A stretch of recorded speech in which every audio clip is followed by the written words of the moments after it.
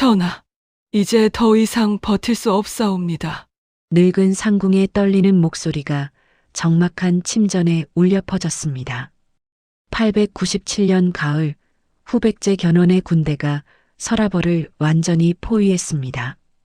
궁궐 밖에선 백성들이 음란한 여왕 물러나라 고 외치며 국문을 부수고 있었죠. 진성 여왕은 텅 빈 침전에 홀로 앉아 떨리는 손으로 옥새를 쓰다듬었습니다. 불과 며칠 전까지 자신의 침실을 드나들던 5 남자는 한 명도 남지 않았습니다. 그들이 속삭이던 사랑의 말들이 이제야 거짓으로 들렸죠. 밖에서 반란군의 발소리가 점점 가까워지고 여왕은 마지막 미소를 지으며 중얼거렸습니다. 사랑이라 믿었는데 모두 욕망이었구나. 과연 이 여왕에게 무슨 일이 있었던 걸까요? 시간은 10년 전인 887년 겨울로 거슬러 올라갑니다. 헝강왕이 갑작스럽게 승하하고 그의 동생 진성공주가 왕위에 올랐습니다. 25, 아직 젊은 나이였지만 남자 형제가 없었기에 그녀가 왕위를 이어받아야 했죠. 즉위식이 열린 대전 앞마당엔 수백 명의 대신과 종친들이 모여들었습니다. 하지만 그들의 표정은 축하보다는 불안과 불만으로 가득했습니다. 여자가 왕이 되다니 신라 천년 역사에 처음 있는 일이 아니오? 선덕여왕, 진덕여왕도 계셨지 않았소. 그때는 달랐소. 지금은 나라가 어지러운 때인데 대신들의 수군거림이 즉위식장 곳곳에서 새어나왔습니다. 진성은 높은 단 위에 홀로 서서 그 소리들을 모두 들어야 했습니다. 붉은 용포가 어깨를 짓누르는 것 같았고 금관이 머리를 조이는 듯 했죠. 그때 백발의 대신 최치원이 앞으로 나섰습니다. 신 최치원 아래옵니다. 최치원의 우렁찬 목소리가 대전을 가득 채웠습니다. 전하께서는 선왕의 적통을 이으신 정당한 군주이시옵니다. 성골의 혈통이시며 어질고 지혜로우신 분이시옵니다. 최치원은 무릎을 꿇고 절을 올렸지만 젊은 종친들은 여전히 코웃음을 쳤습니다. 한 종친은 뒷짐을 진 채 고개도 숙이지 않았고 다른 종친은 대놓고 하품을 했습니다. 진성은 그 모든 모습을 지켜보며 입술을 깨물었습니다. 나는 그들에게 왕이 아니구나. 즉위식은 형식적으로 진행되었습니다. 옥새를 받고 조서를 낭독하고 만세를 외치는 의식이 이어졌죠. 하지만 진성의 귀엔 만세 소리보다 비웃음 소리가 더 크게 들렸습니다. 해가 저물 무렵 길고 긴 즉위식이 끝났습니다. 진성은 비틀거리며 침전으로 돌아왔습니다. 궁녀들이 용포를 벗겨주고 금관을 내려놓았지만 어깨의 무게는 사라지지 않았습니다. 혼자 남은 침전에서 진성은 거울 앞에 앉았습니다. 거울 속엔 창백한 얼굴의 여자가 그녀를 바라보고 있었죠. 눈물이 주르륵 흘러내렸습니다. 어린 시절의 기억이 파도처럼 밀려왔습니다. 오빠들과 사촌 오라버니들이 놀고 있을 때 진성은 늘 멀리서 지켜보기만 했습니다. 여자애는 저리 가 있어. 우리 검술 연습하는데 방해하지 말고. 공주님은 수놓기나 하시지 왜 글 공부를 하시려 하십니까? 그때도 지금도 그녀는 여자라는 이유로 무시당했습니다. 진성은 떨리는 손으로 눈물을 닦았습니다. 나는 왕이 되었는데 왜 이렇게 외로울까? 그날 밤 첫 조회가 열렸습니다. 대신들이 모인 어전에 진성이 들어서자 모두가 일어나 절을 올렸습니다. 하지만 그것도 잠시 권신 능창이 먼저 입을 열었습니다. 전하, 국정이 복잡하고 어려우니 신들이 전하를 보필하겠사옵니다. 능창은 공손한 척했지만 그의 눈빛은 오만했습니다. 이번 인사는 제가 미리 정리해 왔사옵니다. 전하께서 윤허만 내려주시면 되옵니다. 진성이 미처 대답하기도 전에 능창은 인사 명단을 펼쳤습니다. 자신의 측근들을 요직에 앉히는 내용이었죠. 능창파 신하들이 일제히 오르신 말씀이옵니다라며 맞장구를 쳤습니다. 그때 충신 위용이 벌떡 일어났습니다. 이게 무슨 무례한 짓이오? 전하의 윤허도 없이 어찌 인사를 단행하려 하시오? 위용의 목소리는 분노로 떨렸습니다. 그는 35의 장년으로 선왕 때부터 충직하기로 소문난 신하였습니다. 위 대감 진정하시오. 국사는 신중해야 하는 법이니. 능창이 여유롭게 웃으며 대꾸했습니다. 더구나 전하께서는 국정에 익숙하지 않으시니 우리 원로 대신들이 거들어야 하지 않겠소? 위용이 더 말하려 했지만 주변의 능창파 신하들이 모두 능창의 편을 들었습니다. 수적으로 열세였습니다. 위용은 이를 악물고 물러났습니다. 진성은 그 모든 과정을 지켜보며 아무 말도 하지 못했습니다. 입을 열면 떨릴 것 같았고 말을 해도 그들이 들을 것 같지 않았습니다. 나는 허수아비구나. 회의는 능창의 뜻대로 진행되었고 진성은 고개를 끄덕이는 것 외엔 할 수 있는 게 없었습니다. 회의가 끝난 후 진성은 다시 침전으로 돌아왔습니다. 궁녀에게 술상을 차리라 명했고 혼자 술잔을 기울였습니다. 목구멍으로 넘어가는 술이 쓰디쓴 눈물 같았습니다. 이것이 왕의 자리인가? 외롭고 무력한 이것이? 바로 그때였습니다. 창밖에서 은은한 검은고 소리가 들려왔습니다.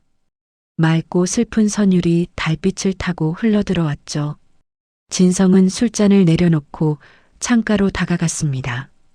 달빛 아래 한 남자가 검은고를 타고 있었습니다.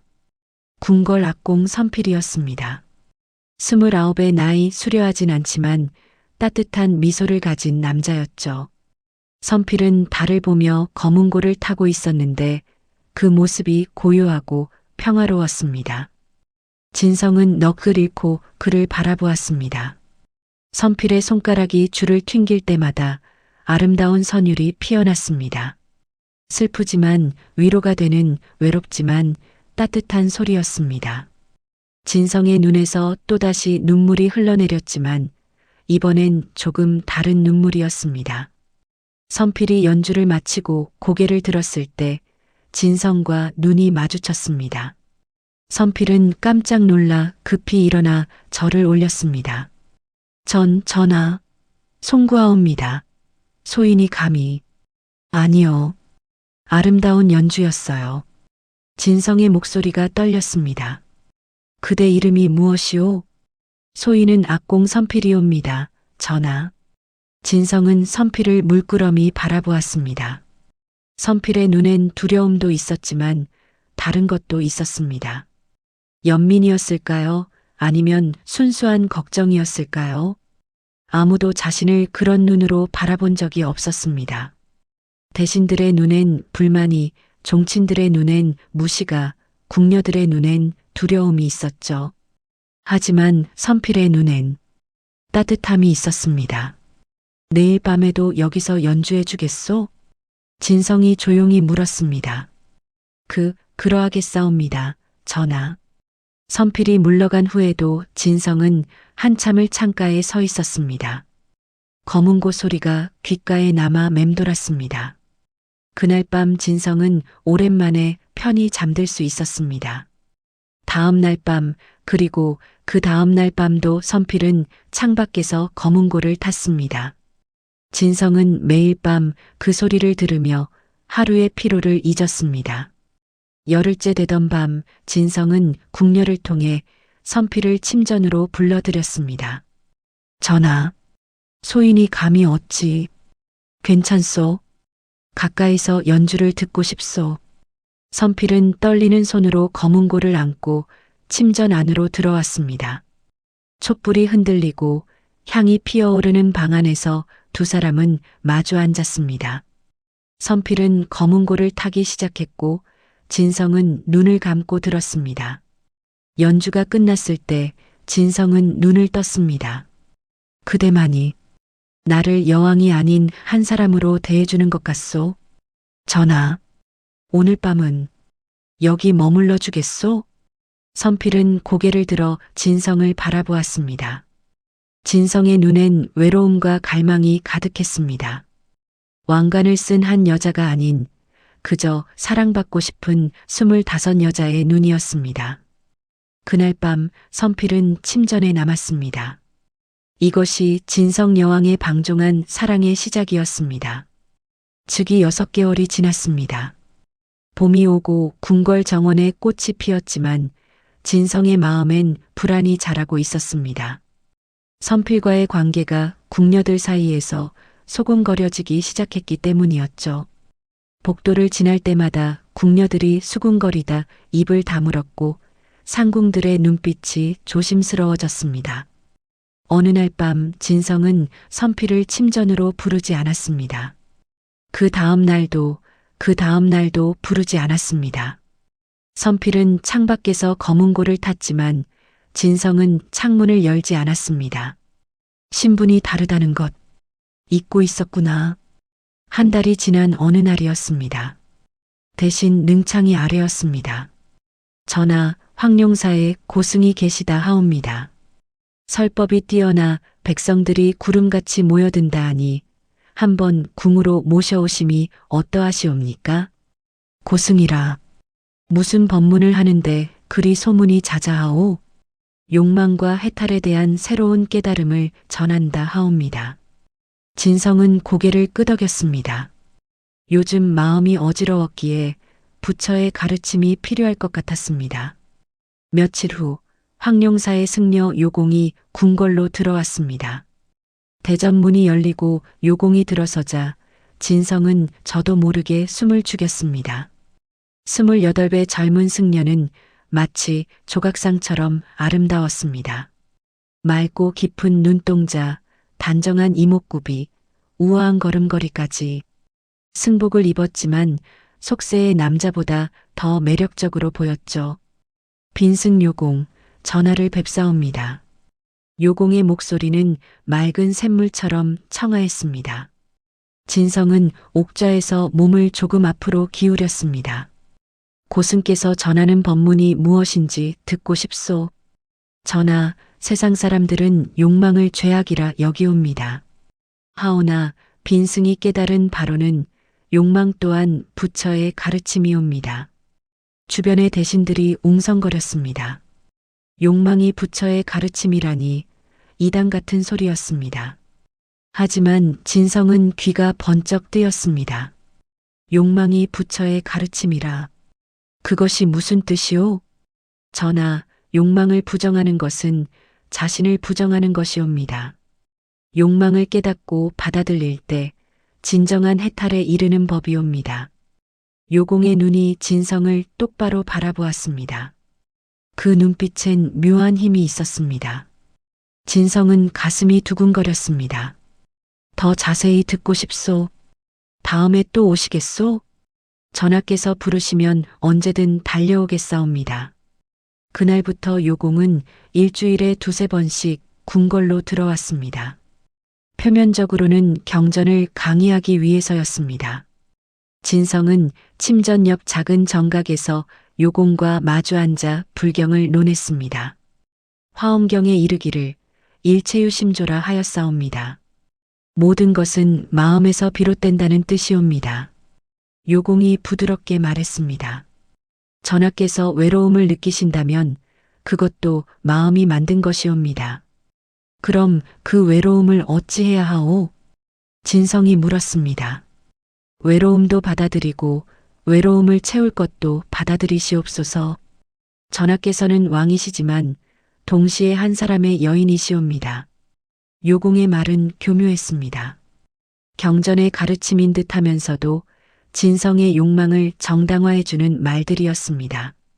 진성은 요공의 말에 점점 빠져들었습니다. 한 달이 지나자 요공과의 만남은 밤늦게까지 이어졌습니다. 궁녀들이 차와 과일을 날라왔고 촛불이 깊어갈 때까지 두 사람은 이야기를 나눴습니다. 경전 이야기는 점점 줄어들고 삶과 욕망에 대한 이야기가 늘어났죠. 전하, 세상 사람들이 뭐라 하든 전하께서는 전하의 마음을 따르셔야 하옵니다. 요공의 목소리가 달콤하게 속삭였습니다. 권력을 가진 자는 쾌락도 누릴 자격이 있는 법이옵니다. 하지만 사람들이 뭐라 할까? 부처께서도 모든 이의 입을 막을 순 없다 하셨사옵니다. 전하께서 옳다 믿으시면 그것이 옳은 것이옵니다. 진성은 요공의 말에 위로를 받았습니다. 아니, 위로라기보다는 허락이었습니다. 자신의 욕망을 따라도 된다는 허락 말입니다. 어느 날 충신 위용이 진성을 찾아왔습니다. 위용의 얼굴엔 근심이 가득했습니다. 전하, 승려가 너무 자주 궁궐을 드나드옵니다. 백성들이 좋지 않게 보고 있사옵니다. 경은 무슨 말을 하는 것이오? 과인은 불법을 배우고 있을 뿐이요. 진성의 목소리가 차가워졌습니다. 위용은 물러서지 않았습니다. 전하, 소신은 전하를 염려하여 아뢰는 것이옵니다. 저 승려는 범상치 않사옵니다. 경은 물러가시오. 과인의 일에 간섭하지 마시오. 전하, 물러가라 하였소. 진성의 목소리가 높아졌습니다. 위용은 깊은 한숨을 쉬며 물러났습니다. 그의 뒷모습이 쓸쓸해 보였지만 진성은 외면했습니다. 한편 궁궐 한 구석에서 선필은 모든 것을 지켜보고 있었습니다.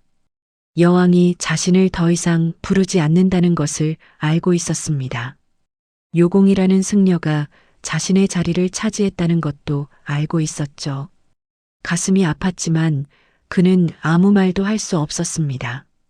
나는 천한 악공일 뿐이니까. 선필은 혼자 중얼거리며 검은고 줄을 튕겼습니다. 슬픈 선율이 밤하늘로 흩어졌습니다. 2달이 지난 어느 날 밤이었습니다. 요공은 늘 그랬듯 진성과 마주 앉아 이야기를 나누고 있었습니다. 하지만 그날 밤은 조금 달랐습니다. 요공의 손이 진성의 손을 살짝 스쳤습니다. 전하, 외로우시옵니까? 요공의 목소리가 더욱 부드러워졌습니다. 진성은 대답하지 못했습니다. 가슴이 빠르게 뛰었습니다. 빈승이, 전하의 외로움을 달래드리고 싶사옵니다. 요공의 손이 진성의 손을 감쌌습니다. 진성은 손을 뿌리치지 않았습니다. 그날 밤 요공은 침전에 머물렀습니다. 새벽녘 궁녀 2명이 요공이 침전에서 나오는 모습을 목격했습니다. 승복을 입은 남자가 여왕의 침전에서 나온다는 것은 충격적인 일이었습니다. 소문은 빠르게 퍼져나갔습니다. 궁녀들 사이에서, 환관들 사이에서, 하급 관리들 사이에서 여왕께서 승려와 말도 안 되는 일이야. 승려가 파괴를 했다는 말인가? 쉿, 조용히 해. 들키면 큰일 나.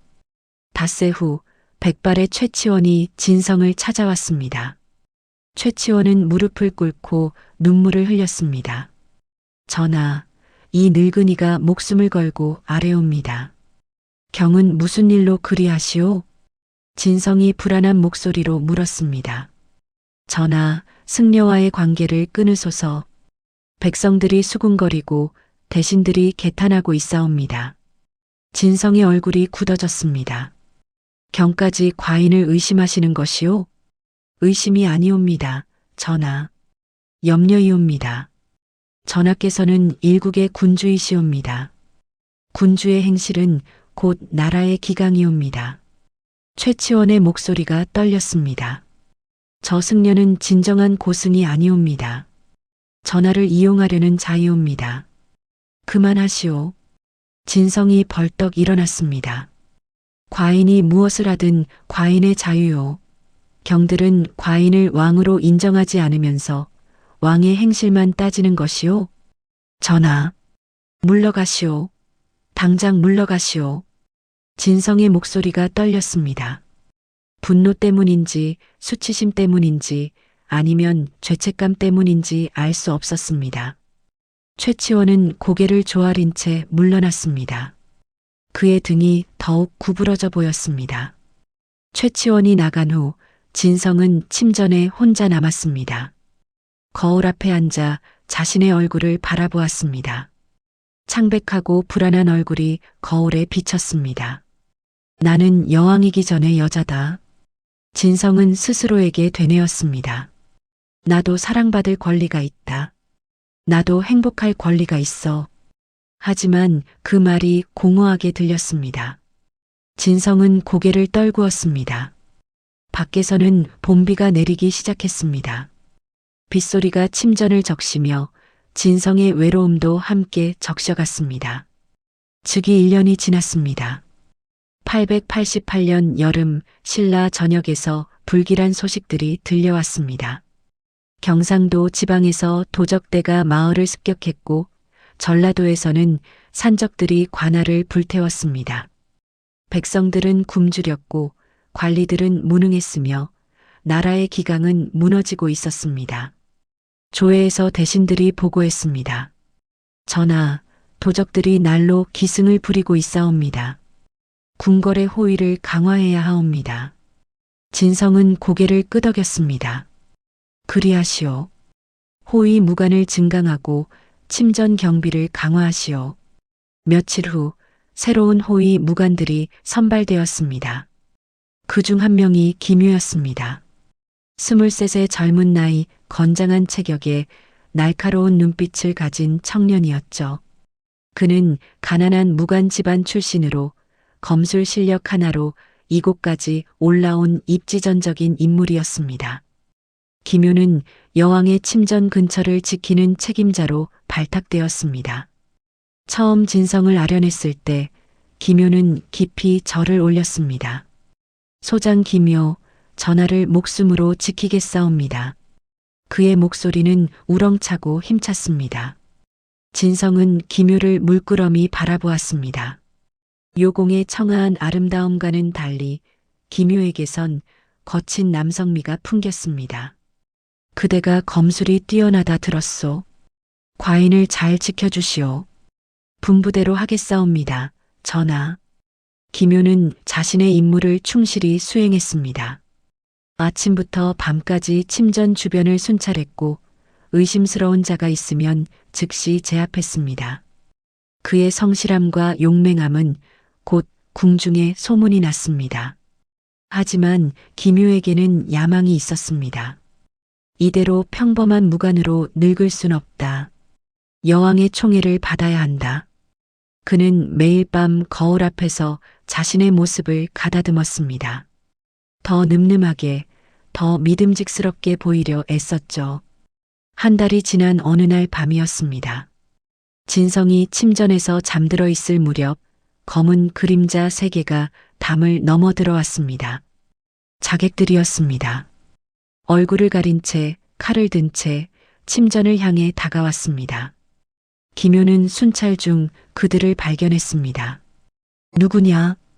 김유의 외침이 밤 공기를 갈랐습니다. 자객들이 일제히 칼을 빼들고 덤벼들었습니다. 김유는 두려워하지 않았습니다. 칼을 뽑아들고 첫 번째 자객과 맞섰습니다. 칼날이 부딪히며 불꽃이 튀었습니다. 두 번째 자객이 옆에서 공격해왔지만 김유는 몸을 날려 피했습니다. 전하를 해치게 둘 수 없다. 김유는 온 힘을 다해 싸웠습니다. 첫 번째 자객의 팔을 베고 두 번째 자객의 다리를 찔렀습니다. 세 번째 자객이 침전으로 달려가려 하자 김유는 칼을 던져 그의 등을 맞췄습니다. 소란에 놀란 다른 호위 무관들이 달려왔고 자객들은 결국 제압되었습니다. 김유의 어깨에서 피가 흘렀지만 그는 개의치 않았습니다. 즉시 침전으로 달려가 무릎을 꿇었습니다. 전하, 자객들을 제압했사옵니다. 전하께서는 무사하시옵니까? 진성은 창백한 얼굴로 침상에서 일어났습니다. 궁녀들이 떨며 촛불을 밝혔습니다. 과인은 무사하오. 그대가 다쳤구려. 진성이 김유의 어깨에서 흐르는 피를 보았습니다. 이 정도는 아무것도 아니옵니다. 전하. 전하를 지키는 것이 소장의 본분이옵니다. 기묘의 눈빛이 뜨겁게 타올랐습니다. 진성은 그 눈빛에 마음이 흔들렸습니다. 요공의 달콤한 말과는 다른 직접적이고 강렬한 무언가가 있었습니다. 궁녀들아, 어서 김무간의 상처를 치료하도록 하라. 전하, 그럴 필요 없사옵니다. 과인의 명이요. 어서 치료받으시오. 다음 날부터 진성은 기묘를 더 가까이 두기 시작했습니다. 밤마다 침전 바로 앞에서 호위를 서게 했고 가끔 차를 내려주기도 했습니다. 기묘는 그럴 때마다 깊이 감사의 절을 올렸습니다. 소장은 전하를 위해서라면 목숨도 아깝지 않사옵니다. 기묘의 말은 진심처럼 들렸습니다. 하지만 그것은 계산된 진심이었습니다. 기묘는 여왕의 마음을 얻기 위해 충성심과 남성미를 최대한 과시했습니다. 한편 다른 움직임도 있었습니다. 권신 능창은 아들 능환을 불러들였습니다. 능환은 32의 나이로 아버지만큼이나 교활하고 야심찬 남자였습니다. 화나 여왕이 남자들에게 마음을 빼앗기고 있다. 능창이 차분하게 말했습니다. 승려 하나, 무관 하나가 여왕 곁을 맴돌고 있지. 이것은 우리에게 기회다. 무슨 말씀이신지. 내가 여왕에게 접근해라. 저들과는 다른 방식으로 지적이고 세련되게. 능화는 아버지의 뜻을 이해했습니다. 여왕의 마음을 얻어 권력을 장악하라는 말씀이시군요. 그렇다. 우리 집안의 미래가 걸린 일이다. 며칠 후 능환이 궁궐에 나타났습니다. 표면적으로는 아버지를 따라온 것이었지만 실제론 여왕을 만나기 위해서였습니다. 조회가 끝난 후 능환은 진성에게 시 한 편을 바쳤습니다. 전하, 소신이 지은 시를 바치고자 하옵니다. 능환의 목소리는 부드럽고 교양이 있었습니다. 진성은 호기심 어린 눈으로 시를 받아들었습니다. 달빛은 홀로 빛나도 아름답지만 홀로 빛나기에 외로운 것. 구름이 달을 가리면 어두워지지만 구름이 함께하면 달은 더 이상 외롭지 않네. 진성은 시를 읽으며 가슴이 찡했습니다. 자신의 외로움을 정확히 꿰뚫어보는 시였습니다. 좋은 시요. 그대가 직접 지은 것이요? 그러하옵니다, 전하. 전하의 고독을 감히 헤아려 보았사옵니다. 능환의 눈빛이 깊고 진지했습니다. 그는 요공처럼 아름답지도 기묘처럼 강하지도 않았습니다. 하지만 세련되고 지적이었으며 무엇보다 진성을 이해하는 척 연기하는데 능숙했습니다. 그대는 과인을 이해하는 것 같소? 진성이 조용히 말했습니다. 전하께서는 군주이시기에 앞서 한 사람이시옵니다. 그 외로움을 누가 알아주겠사옵니까? 능환은 적절한 순간에 적절한 말을 했습니다. 진성은 능환에게 점점 끌렸습니다. 며칠 후 진성은 능환을 다시 불러 이야기를 나눴습니다. 능환은 음악과 문학에 대해 해박했고 정치에 대해서도 날카로운 통찰을 보였습니다. 전하, 군주는 외로운 자리옵니다. 하오나 전하께서는 그 외로움을 견뎌내지 않으셔도 되옵니다. 그게 무슨 뜻이오? 전하께서 기대리가 있어야 한다는 뜻이옵니다. 소신이 그 역할을 할 수 있다면 영광이겠사옵니다. 능환의 말은 교묘했습니다. 직접적이지 않으면서도 의도를 전달했습니다. 진성은 그의 세련됨에 매료되었습니다. 이제 진성 곁엔 세 남자가 있었습니다. 승려 요공, 무관 기묘, 그리고 귀족 능환. 세 사람은 각자의 방식으로 여왕의 마음을 얻으려 했습니다. 요공은 밤에 찾아와 경전을 논하며 여왕의 욕망을 정당화해 주었습니다. 기묘는 낮에 침전을 지키며 강인한 남성미로 여왕을 보호했습니다. 능환은 때때로 찾아와 시와 음악으로 여왕의 마음을 위로했습니다. 세 남자는 서로를 견제하기 시작했습니다. 요공은 기묘를 보며 천한 무간주제라고 비웃었습니다. 김효는 능환을 보며 권력에 빌붙는 자라고 경멸했습니다. 능환은 요공을 보며 파괴한 승려라고 무시했습니다. 하지만 진성은 그들의 경쟁을 즐겼습니다. 처음으로 자신이 선택할 수 있는 힘을 가진 것 같았습니다. 여왕으로서가 아니라 한 여자로서 남자들이 자신을 원한다는 사실이 기뻤습니다. 그 모든 것을 지켜보는 사람이 있었습니다. 충신 위용이었습니다. 위용은 멀리서 여왕과 세 남자를 바라보며 가슴이 찢어지는 듯 했습니다. 나는 전하를 사랑한다. 위용은 처음으로 자신의 마음을 인정했습니다. 하지만 그는 신하였고 충신이었습니다. 감히 여왕에게 마음을 드러낼 수 없었습니다. 어느 날 밤 위용은 혼자 술을 마셨습니다. 자신의 저택들에서 달을 보며 술잔을 기울였습니다. 나는 충신으로 태어나 충신으로 죽을 것이다. 하지만 이 마음만은 어찌할 수 없구나. 위용의 눈에서 눈물이 흘러내렸습니다. 사랑하지만 다가갈 수 없는 사람. 지켜야 하지만 막을 수 없는 타락. 충신으로서의 의무와 한 남자로서의 욕망 사이에서 위용은 괴로워했습니다. 궁궐에선 웃음소리가 들렸습니다. 진성이 새 남자와 함께 연애를 즐기는 소리였습니다. 위용은 그 소리를 들으며 술잔을 비웠습니다. 달은 차갑게 빛났고 밤은 깊어갔습니다. 즉위 2년째 되던 해 889년 가을이었습니다. 하늘은 가물었고 땅은 갈라졌으며 곡식은 말라 죽었습니다. 전국 곳곳에서 흉년이 들었다는 보고가 올라왔지만 조정은 움직이지 않았습니다. 진성은 남자들과 연애를 즐기는 데 빠져 있었고 대신들은 사리사욕을 채우는데 여념이 없었습니다. 조회가 열렸습니다. 권신 능창이 나서서 아뢰었습니다. 전하, 국고가 비어 있사옵니다. 조세를 올려야 하겠사옵니다. 백성들이 흉년으로 굶주리는데 세금을 올린다는 것이요? 진성이 불안한 목소리로 물었습니다. 전하, 나라를 운영하려면 돈이 필요하옵니다. 궁궐 유지비도 관리 녹봉도 군사 훈련비도 모두 돈이옵니다. 능창의 말은 그럴듯했습니다. 하지만 그의 진짜 속셈은 자신의 배를 채우는 것이었죠. 진성은 고개를 끄덕였습니다. 경들이 알아서 하시오.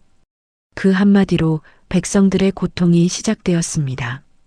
능창은 조세를 2배로 올렸습니다. 굶주리는 백성들에게 더 많은 세금을 요구했죠.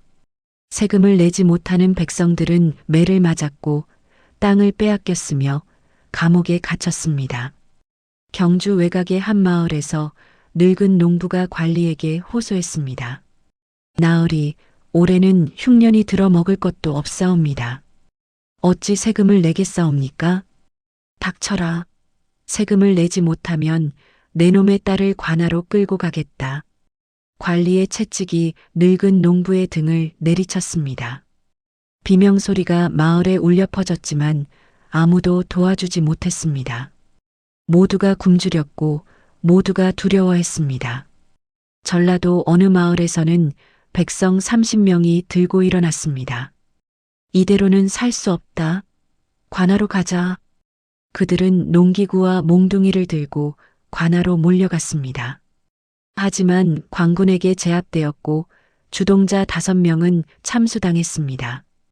경상도 산간 지역에서는 젊은이들이 산으로 들어갔습니다. 먹을 것이 없으니 도적이 될 수밖에 없었습니다. 차라리 도적으로 죽는 게 낫다. 굶어 죽는 것보단. 지방의 호족들도 움직이기 시작했습니다. 중앙정부가 무능하다는 것을 깨달은 그들은 독자적인 군대를 키웠습니다. 경주의 한 호족은 사병 200명을 모았고 상주의 호족은 성을 쌓기 시작했습니다. 신라는 천천히 그러나 확실하게 무너지고 있었습니다. 그러나 궁궐 안은 달랐습니다. 화려한 비단이 펄럭이고 향기로운 음식이 차려지고 아름다운 음악이 흘러나왔습니다. 진성은 현실을 외면했습니다. 아니, 보고 싶지 않았습니다. 어느 날 저녁 대신 최치원이 진성을 찾아왔습니다. 80을 바라보는 그의 등은 더욱 굽어 있었고 얼굴엔 깊은 주름이 패여 있었습니다. 전하, 이 늙은이가 마지막으로 아뢰옵니다. 최치원은 어전 바닥에 무릎을 꿇었습니다. 그리고 이마가 바닥에 닿도록 절을 올렸습니다. 전하, 나라가 망하고 있사옵니다. 경은 무슨 말을 하시는 것이오? 진성의 목소리가 떨렸습니다. 백성들이 굶어 죽고 도적이 들끓고 호족들이 반기를 들고 있사옵니다. 이러다간 신라가 천년 신라가 사라지옵니다. 최치원의 목소리가 울먹였습니다. 눈물이 그의 주름진 뺨을 타고 흘러내렸습니다. 전하, 제발 남자들을 멀리하시고 국정에 힘쓰소서. 아직 늦지 않았사옵니다. 진성은 대답하지 못했습니다. 최치원의 말이 모두 사실이라는 것을 알고 있었습니다. 하지만 인정하고 싶지 않았습니다. 경은 물러가시오. 진성의 목소리가 가늘게 떨렸습니다. 전하, 물러가라 하였소. 최치원은 고개를 들어 진성을 바라보았습니다. 그의 눈엔 실망과 슬픔이 가득했습니다. 전하, 후회하실 것이옵니다. 최치원은 천천히 일어나 물러갔습니다. 그의 뒷모습이 너무나 쓸쓸해 보였습니다. 진성은 떨리는 손으로 술잔을 들었습니다. 그날 밤 진성은 연회를 열었습니다. 큰 연회였습니다. 자신의 남자들을 모두 불러 모았습니다. 요공이 들어왔습니다. 승복을 입었지만 눈빛은 세속적이었습니다. 전하, 빈승을 부르셨사옵니까? 기묘가 들어왔습니다. 무간복 차림에 칼을 찬 모습이 늠름했습니다. 소장 명을 받들어 왔사옵니다. 능환이 들어왔습니다. 비단옷을 입고 향을 뿌린 모습이 세련되었습니다. 전하, 소신을 부르셨다 하여. 그리고 선필도 있었습니다. 구석에서 검은고를 안고 조용히 앉아 있는 선필. 여왕이 자신을 멀리한 지 1년이 넘었지만 그는 여전히 궁궐 악공으로 남아 있었습니다. 오늘은 연회에 음악이 필요하여 불려온 것이었죠. 선필은 세 남자를 바라보았습니다. 자신의 자리를 차지한 남자들. 가슴이 아팠지만 얼굴에 드러내지 않았습니다. 위용도 초대를 받았습니다. 하지만 그는 오지 않았습니다. 사람을 보내 몸이 불편하여 참석하지 못하겠다는 정갈만 보냈습니다. 사실 위용은 저택에 혼자 앉아 술을 마시고 있었습니다. 여왕과 다른 남자들이 함께 있는 모습을 볼 수 없었습니다. 연회가 시작되었습니다. 음식이 차려지고 술이 따라지고 음악이 흘러나왔습니다. 선필이 검은고를 탔습니다. 아름다운 선율이었지만 그의 가슴은 피눈물을 흘리고 있었습니다. 진성은 세 남자 사이에 앉아 웃었습니다. 요공이 경전의 구절을 읊으면 고개를 끄덕였고 기묘가 칼춤을 추면 박수를 쳤으며 능환이 시를 낭송하면 감탄했습니다. 전하, 오늘 밤은 모든 근심을 잊으소서. 능환이 술잔을 올렸습니다. 그러하겠소. 오늘만큼은 즐기고 싶소. 술이 돌고 웃음이 번졌습니다. 궁녀들이 춤을 추고 악사들이 연주했습니다. 화려하고 즐거운 밤이었습니다. 하지만 그 화려함 뒤에는 썩어가는 나라가 있었습니다. 연회가 무르익을 무렵이었습니다. 궁녀 하나가 급히 들어와 무릎을 꿇었습니다. 전하, 급보가 들어왔사옵니다. 무슨 일이오? 진성이 귀찮다는 듯 물었습니다. 남쪽 상주에서 백성 1000여 명이 봉기했다 하옵니다. 관할을 불태우고 관리를 죽였다 하옵니다. 연회장이 순간 조용해졌습니다. 요공과 기묘와 능환이 서로를 쳐다보았습니다. 선필은 검은고 줄을 튕기다 멈췄습니다. 그래서 진성이 물었습니다. 전하께서 어찌하실지 여쭈려 내일 조회에서 의논하도록 하시오. 오늘은 연회 중이니 물러가시오. 진성이 손을 휘저었습니다. 궁녀는 놀란 얼굴로 물러갔습니다. 연회가 다시 시작되었습니다. 하지만 분위기는 조금 달라졌습니다. 능화는 눈빛을 반짝이며 계산을 시작했습니다. 이 혼란을 이용하면 더 많은 권력을 잡을 수 있겠군. 김효는 불안해했습니다. 봉기가 커지면 전쟁이 일어날 텐데 나는 실전 경험이 없는데. 요공은 미소 지었습니다. 나라가 어지러우니 여왕은 나를 더 의지하겠지. 선필만이 검은고를 타며 슬픈 눈으로 여왕을 바라보았습니다. 전하, 이러시면 안 되옵니다. 밤이 깊어갔습니다. 궁궐 안에선 웃음소리가 흘러나왔지만 궁궐 밖에선 울음소리가 퍼져나갔습니다. 백성들은 굶주렸고 나라는 무너지고 있었습니다. 연회가 끝난 후 요공과 능화는 각자의 거처로 돌아갔습니다. 김효는 침전 밖에서 밤 경비를 섰습니다. 선필은 검은고를 안고 자신의 방으로 돌아가며 눈물을 흘렸습니다. 그날 밤 서라벌 거리에선 백성들이 수군거렸습니다. 여왕께서 남자들과 밤마다 연회를 연다더라. 나라가 망해가는데 저게 무슨 짓인가. 음란한 여왕이 신라를 망치고 있어. 소문은 빠르게 퍼져나갔습니다. 시장에서, 우물가에서, 주막에서 사람들은 여왕을 비난했습니다. 선덕 여왕께서는 훌륭하셨는데 진성 여왕은 여자가 아니라 요녀야. 궁궐 안에서는 아무도 그 소리를 들을 수 없었습니다. 높은 담장이 모든 것을 막고 있었습니다. 진성은 침전에 누워 잠들었습니다. 새 남자의 달콤한 말들을 떠올리며. 하지만 창밖에선 먹구름이 몰려오고 있었습니다. 폭풍이 오기 전에 고요함이었습니다. 신라는, 천년 왕국 신라는 서서히 무너지고 있었습니다. 즉위 3년째 되던 해 890년 봄이었습니다. 궁궐 정원에 꽃이 피었지만 그 아름다움은 독을 품고 있었습니다. 능화는 자신의 계획을 실행에 옮기기로 했습니다. 여왕의 총애를 독차지하려면 경쟁자들을 제거해야 했습니다.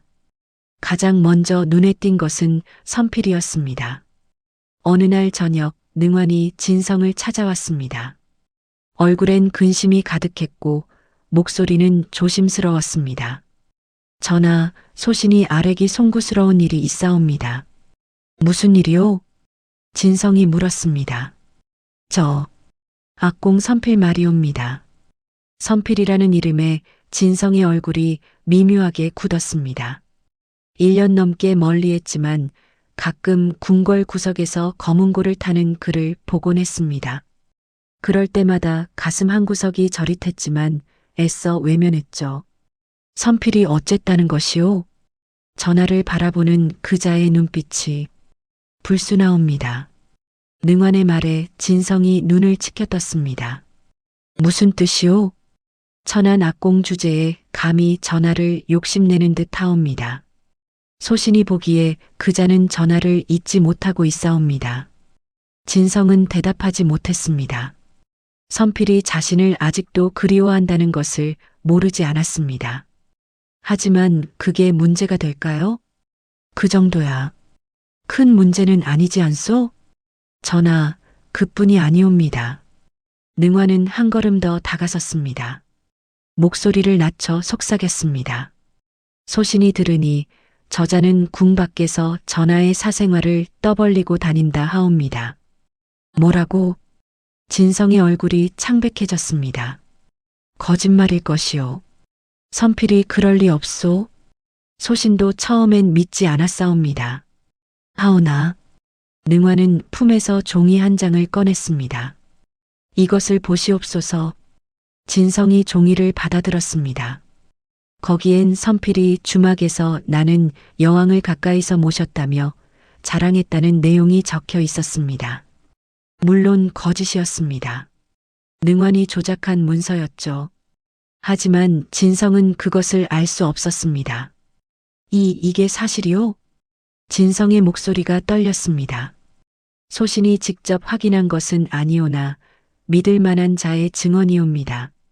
진성의 손이 부들부들 떨렸습니다. 배신감이 밀려왔습니다. 선필만은 다를 거라 믿었는데 그도 결국 자신을 이용하려 했다는 말인가요? 당장 저자를 불러오시오. 진성의 목소리가 날카로워졌습니다. 잠시 후 선필이 급히 침전으로 불려왔습니다. 그는 무슨 일인지 몰라 당황한 표정이었습니다. 1년 넘게 여왕이 자신을 부르지 않았는데 갑자기 부르니 가슴이 뛰었습니다. 소인 선필, 전하를 뵙사옵니다. 선필이 깊이 절을 올렸습니다. 고개를 들어보시오. 진성의 목소리가 차갑게 내려왔습니다. 선필이 고개를 들었을 때 여왕의 얼굴엔 분노가 가득했습니다. 그대가 과인의 사생활을 궁 밖에 퍼뜨렸다는 것이 사실이요? 예, 전하, 그게 무슨... 선필은 깜짝 놀라 손을 저었습니다. 무슨 말인지 전혀 이해할 수 없었습니다. 소인은 그런 적이 없사옵니다. 전하, 누가 소인을 모함하는 것이옵니다. 모함이라고? 진성이 종이를 선필에게 던졌습니다. 이것을 보시오. 그대가 주막에서 과인을 모셨다며 자랑했다는 증언이요. 선필은 황급히 종이를 집어들었습니다. 읽으면 읽을수록 어이가 없었습니다. 자신은 한 번도 그런 말을 한 적이 없었습니다. 전하, 이것은 거짓이옵니다. 소인은 단 한 번도... 닥치시오. 진성의 외침이 침전을 울렸습니다. 선필은 말을 멈췄습니다. 여왕의 눈엔 눈물이 고여 있었습니다.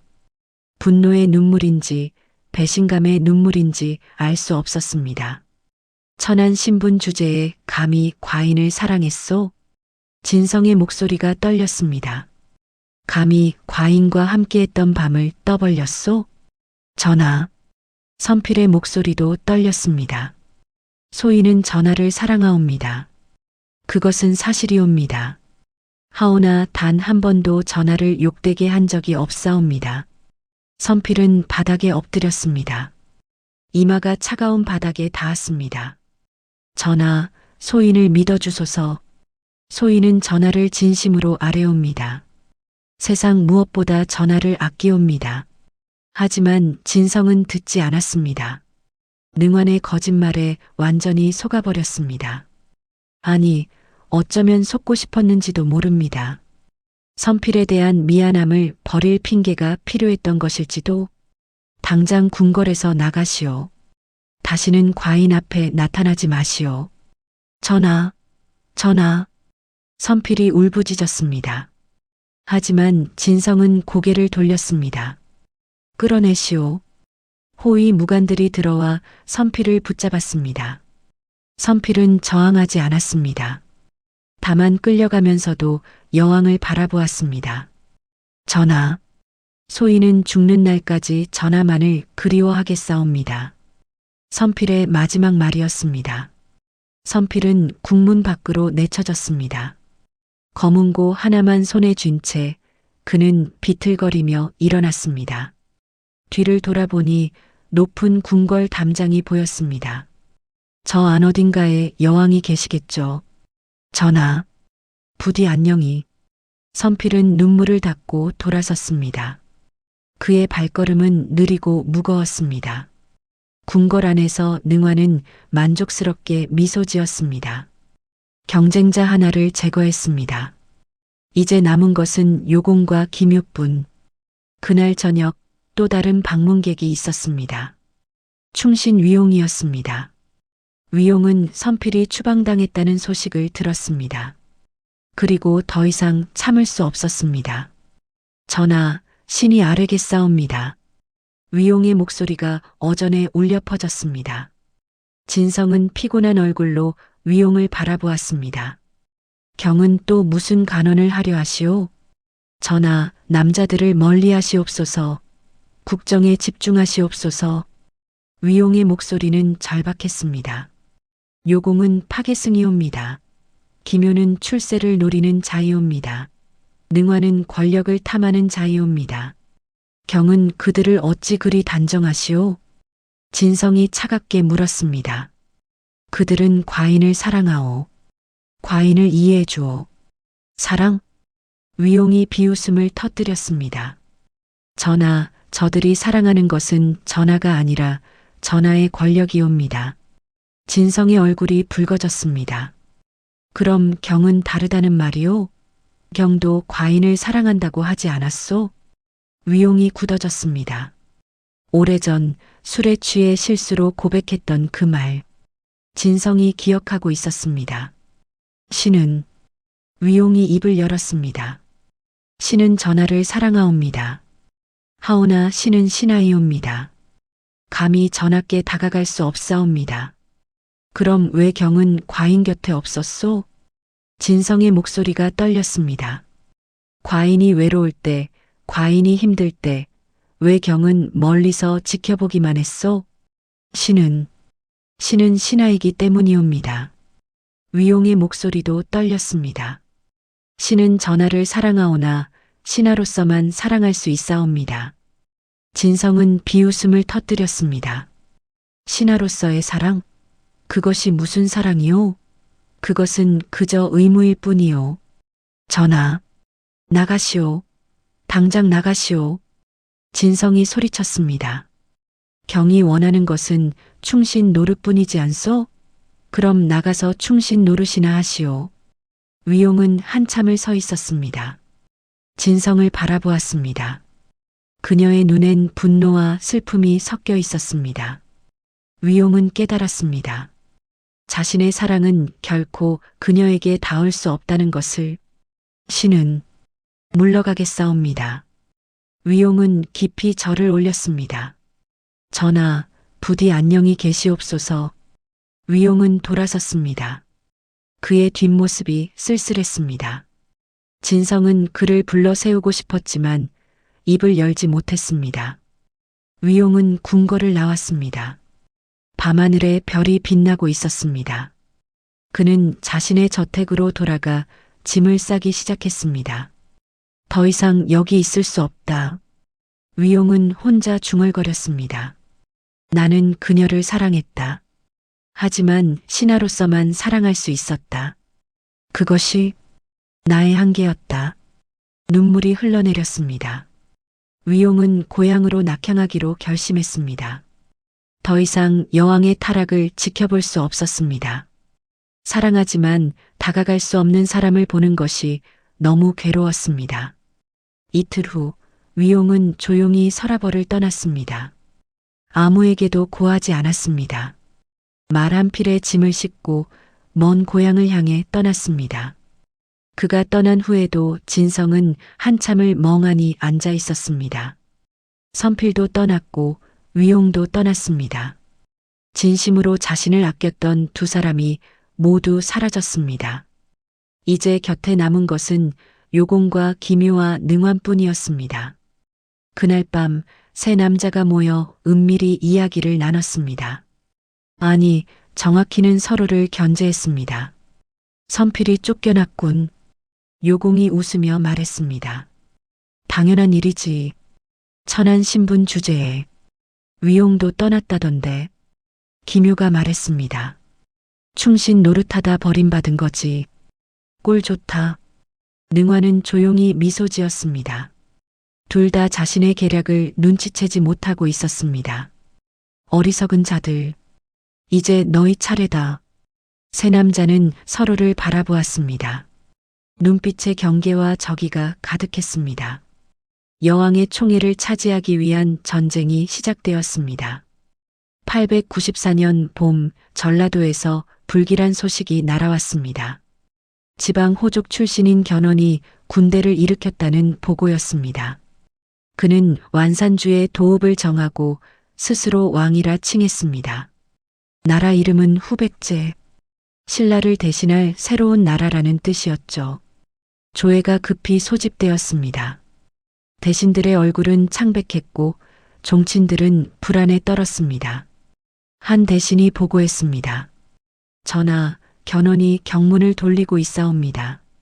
경문이라니 무슨 내용이요? 진성이 떨리는 목소리로 물었습니다. 대신은 떨리는 손으로 경문을 펼쳤습니다. 신라 조정은 썩었도다. 여왕은 남자들과 밤낮으로 연회를 열고 대신들은 백성의 피를 빨아먹으며 관리들은 부패로 가득하도다. 경문의 내용은 신랄했습니다. 여왕이 음란함에 빠져 있는 동안 백성은 굶어 죽고 아이들은 울부짖는도다. 이에 짐은 하늘의 뜻을 받들어 새로운 나라를 세우노라. 어전이 조용해졌습니다. 모두가 진성을 바라보았습니다. 진성의 얼굴은 새하얗게 질려 있었습니다. 저것은 거짓이요. 진성의 목소리가 가늘게 떨렸습니다. 하지만 아무도 대답하지 않았습니다. 모두가 알고 있었습니다. 거짓이 아니라는 것을. 권신능창이 나섰습니다. 전하, 견훤의 군세가 막강하다 하옵니다. 즉시 군대를 보내 제압해야 하옵니다. 그리하시오. 누가 군대를 이끌겠소? 어전의 장수들이 서로 눈치를 보았습니다. 아무도 나서지 않았습니다. 견훤은 백전노장이었고 그의 군대는 정예였습니다. 신라의 군대는 오래전부터 해이해져 있었죠. 그때 기묘가 앞으로 나섰습니다. 소장이 가겠사옵니다. 기묘의 목소리는 씩씩했습니다. 27이 된 그는 여전히 건장했고 자신감이 넘쳤습니다. 진성은 기묘를 바라보았습니다. 불안했지만 다른 선택이 없었습니다. 경을 믿겠소. 부디 승리하여 돌아오시오. 반드시 견훤의 목을 베어오겠사옵니다. 기묘는 3,000명의 군사를 이끌고 남쪽으로 출정했습니다. 진성은 궁궐에서 그의 무운을 빌었습니다. 요공이 곁에 있었습니다. 전하, 염려 마시옵소서. 부처께서 도우실 것이옵니다. 요공의 목소리는 여전히 달콤했습니다. 하지만 그의 눈빛은 다른 곳을 향하고 있었습니다. 궁궐의 보물 창고를 향해. 열흘 후 급보가 날아왔습니다. 기묘의 군대가 전주 근처에서 견훤군과 맞붙었다는 소식이었습니다. 그리고 그 다음 날 충격적인 소식이 전해졌습니다. 전하, 기묘 장군이 패했사옵니다. 전령이 피투성이가 되어 궁궐로 달려왔습니다. 3,000 군사 중 반이 죽거나 도망쳤고 기묘 장군은 행방불명이옵니다. 뭐라고? 진성이 옥좌에서 벌떡 일어났습니다. 기묘가 행방불명이라니 그게 무슨 말이오? 전투 중 갑자기 사라졌다 하옵니다. 혹자는 견훤 진영으로 도망쳤다는 소문도 있사옵니다. 거짓말. 진성이 소리쳤습니다. 하지만 며칠 후 더욱 충격적인 소식이 들려왔습니다. 기묘가 견훤의 진영에서 목격되었다는 것이었습니다. 전하, 확실하옵니다. 기묘가 견훤에게 투항했다 하옵니다. 대신이 조심스럽게 아뢰었습니다. 진성은 그 자리에 주저앉았습니다. 기묘는 진성을 배신했습니다. 목숨으로 지키겠다던 그 맹세는 거짓이었습니다. 위기가 닥치자 그는 도망쳤고 적에게 투항했습니다. 진성은 온몸이 떨렸습니다. 그날 밤 진성은 요공을 불렀습니다. 스님, 과인이 잘못 본 것이오? 진성의 목소리는 떨렸습니다. 기묘는 과인을 사랑한다 했소. 지킨다 했소. 전하, 세상 남자들은 다 그러하옵니다. 요공이 부드럽게 말했습니다. 권력이 있을 때는 충성하지만 권력이 흔들리면 등을 돌리는 법이옵니다. 하지만 전하, 염려 마시옵소서. 빈승은 전하 곁을 떠나지 않겠사옵니다. 요공의 말은 위로처럼 들렸습니다. 진성은 그의 손을 꼭 잡았습니다. 하지만 요공의 눈빛엔 다른 생각이 담겨 있었습니다. 이 나라는 곧 망한다. 내 살 길을 찾아야 해. 사흘 후 또 다른 소식이 전해졌습니다. 견훤의 군대가 상주를 함락시켰다는 보고였습니다. 그들은 북쪽으로 진군하고 있었습니다. 서라벌을 향해 궁궐은 공포에 휩싸였습니다. 대신들은 회의를 열었지만 아무런 대책도 내놓지 못했습니다. 능창과 능환 부자는 은밀히 모의했습니다. 아버지, 이제 결정하셔야 하옵니다. 능환이 조용히 말했습니다. 신라는 끝났소. 우리가 살려면 견훤에게 투항해야 한다는 말이지? 능창이 고개를 끄덕였습니다. 그래야 우리 가문이 살아남는다. 여왕께서는 어찌하시겠습니까? 여왕은 이미 끝난 사람이다. 우리가 챙길 것은 우리 목숨뿐이다. 부자는 은밀히 견훤에게 서신을 보냈습니다. 투항하겠다는 내용이었습니다. 그리고 신라 조정의 군사 배치와 내부 사정을 자세히 적어 보냈죠. 며칠 후에 어느 밤이었습니다. 요공이 궁궐 보물 창고에 몰래 들어갔습니다. 오랫동안 기회를 노리고 있었습니다. 금은 보화가 가득한 창고. 이것만 있으면 어디든 도망가서 잘 살 수 있었습니다. 요공은 큰 보따리에 금부치와 옥을 채워 넣었습니다. 불상 앞에 놓인 황금 촛대도 집어 넣었습니다. 부처님께 용서를 빌지도 않았습니다. 부처는 없다. 있는 건 금뿐이지. 요공은 비웃으며 보따리를 메었습니다. 새벽녘 요공은 궁궐 뒷문으로 빠져나갔습니다. 문을 지키던 환관에게 뇌물을 주고 나간 것이었습니다. 그는 진성에게 편지 한 장을 남겼습니다. 전하, 빈승은 황룡사로 돌아가 기도하겠사옵니다. 부처님께 전하의 안녕을 빌겠나이다. 거짓말이었습니다. 요공은 동쪽으로 도망쳤습니다. 금강산 깊은 곳으로 숨어들 계획이었죠. 다음 날 아침 진성은 요공이 사라진 것을 알았습니다. 편지를 읽고 안도했습니다. 기도를 하러 간 것이구나. 하지만 오후가 되자 보물창고 관리가 급히 달려왔습니다. 전하, 보물이 도난당했사옵니다. 조사 결과 요공이 훔쳐 달아난 것이 밝혀졌습니다. 진성은 그 자리에서 쓰러질 뻔했습니다. 기묘도, 요공도 모두 자신을 배신했습니다. 거짓말. 모두 거짓말이었구나. 진성의 입술에서 피가 배어나왔습니다. 이를 악물다 깨문 것이었습니다. 그날 밤 능환이 진성을 찾아왔습니다. 마지막으로 볼 얼굴을 보러 온 것이었습니다. 전하, 소신이 위로를 드리러 왔사옵니다. 능환의 목소리는 여전히 부드러웠습니다. 진성은 그에게 매달렸습니다. 경만큼은 과인을 떠나지 않겠지요? 전하. 능환은 잠시 망설이다 거짓 미소를 지었습니다. 물론이옵니다, 전하. 소신이 전하를 끝까지 지키겠사옵니다. 하지만 그날 밤이 마지막이었습니다. 이틀 후 능환과 능창은 야음을 틀타 궁궐을 빠져나갔습니다. 견훤의 진영으로 향했습니다. 능환은 떠나기 전 진성에게 편지를 남겼습니다. 전하, 용서하소서. 소신은 전하를 사랑했사옵니다. 하지만 권력 없는 사랑은 무의미하옵니다. 전하의 권력은 이미 끝났고 소신은 살아야 하옵니다. 부디 안녕히 계시옵소서. 다음 날 아침 궁녀가 편지를 가져왔습니다. 진성은 떨리는 손으로 편지를 읽었습니다. 읽으면 읽을수록 가슴이 무너져 내렸습니다. 진성의 입에서 신음이 새어나왔습니다. 편지가 손에서 떨어졌습니다. 기묘는 도망쳤습니다. 요공은 훔쳐 달아났습니다. 능환은 적에게 투항했습니다. 자신을 사랑한다던 세 남자가 모두 떠났습니다. 진성은 침전 바닥에 주저앉았습니다. 온몸이 떨렸습니다.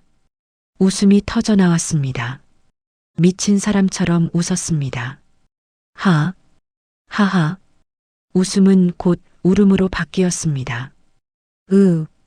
으아. 진성은 바닥을 치며 울었습니다.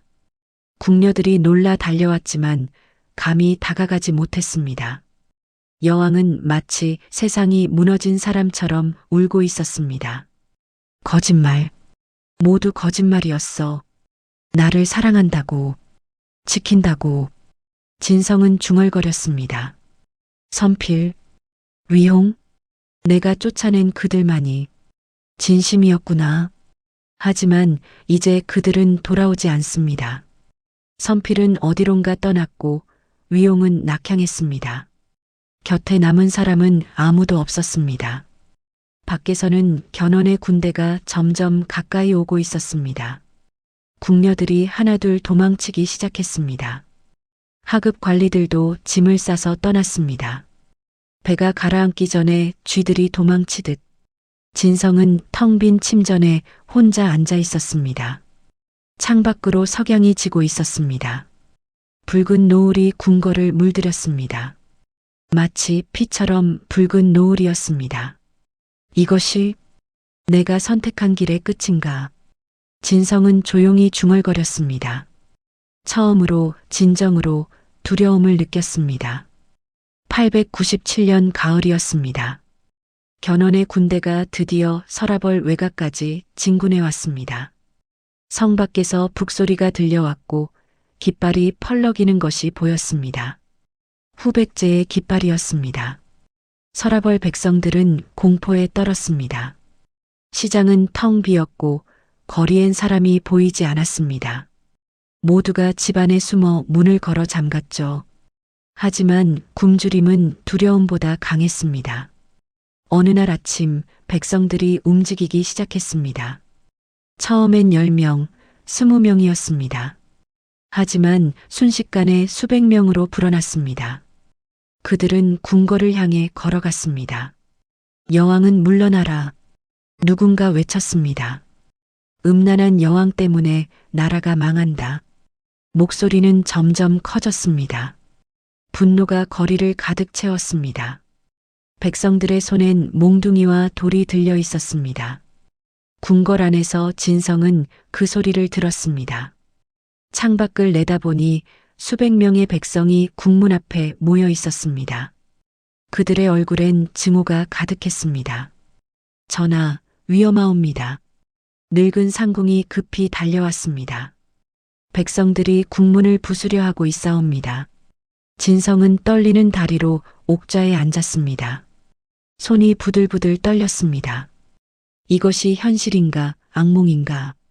밖에서 함성이 더 크게 들려왔습니다. 여왕은 남자들과 놀아나며 백성을 버렸다. 우리는 굶어 죽는데 궁궐에선 잔치를 벌였다. 여왕을 끌어내려라. 돌이 궁문에 부딪히는 소리가 들렸습니다. 쿵, 쿵. 백성들이 문을 두들기기 시작했습니다. 그날 밤부터 궁궐 사람들이 하나둘 사라지기 시작했습니다. 젊은 궁녀들이 먼저 달아났습니다. 담을 넘어 뒷문으로 어둠을 틈타 도망쳤죠. 나는 죽고 싶지 않아. 여왕과 함께 죽을 순 없어. 한 궁녀가 속삭였습니다. 다른 궁녀들도 고개를 끄덕였습니다. 환관들도 떠났습니다. 평생 궁궐을 지킨 자들도 이젠 살 길을 찾아야 했습니다. 하급 관리들은 대놓고 짐을 쌌습니다. 사흘 만에 궁궐 인원이 절반으로 줄었습니다. 일주일 만에 대부분이 사라졌습니다. 남은 것은 늙은 상궁 몇 명과 떠날 곳 없는 늙은 환관들 뿐이었습니다. 호위 무관들도 도망쳤습니다. 기묘가 떠난 후 새로 임명된 무관들조차 떠났습니다. 밤을 틈타 하나둘 사라졌죠. 100명이던 호위 병력이 20명으로 줄었습니다. 진성은 절망했습니다. 모두가 자신을 버렸습니다. 이제 할 수 있는 일이 하나 있었습니다. 위용을 부르는 것. 누구든 위용 대감을 찾아오시오. 진성이 떨리는 목소리로 명했습니다. 급사 한 명이 말을 타고 위용의 고향으로 달려갔습니다. 이틀 낮과 밤을 달려 위용의 저택을 찾았습니다. 위용은 작은 집에서 책을 읽고 있었습니다. 대감, 전하께서 급히 부르시옵니다. 급사가 숨을 헐떡이며 말했습니다. 견훤이 서라벌을 포위했고 백성들이 반란을 일으켰사옵니다. 전하께서 대감을 찾으십니다.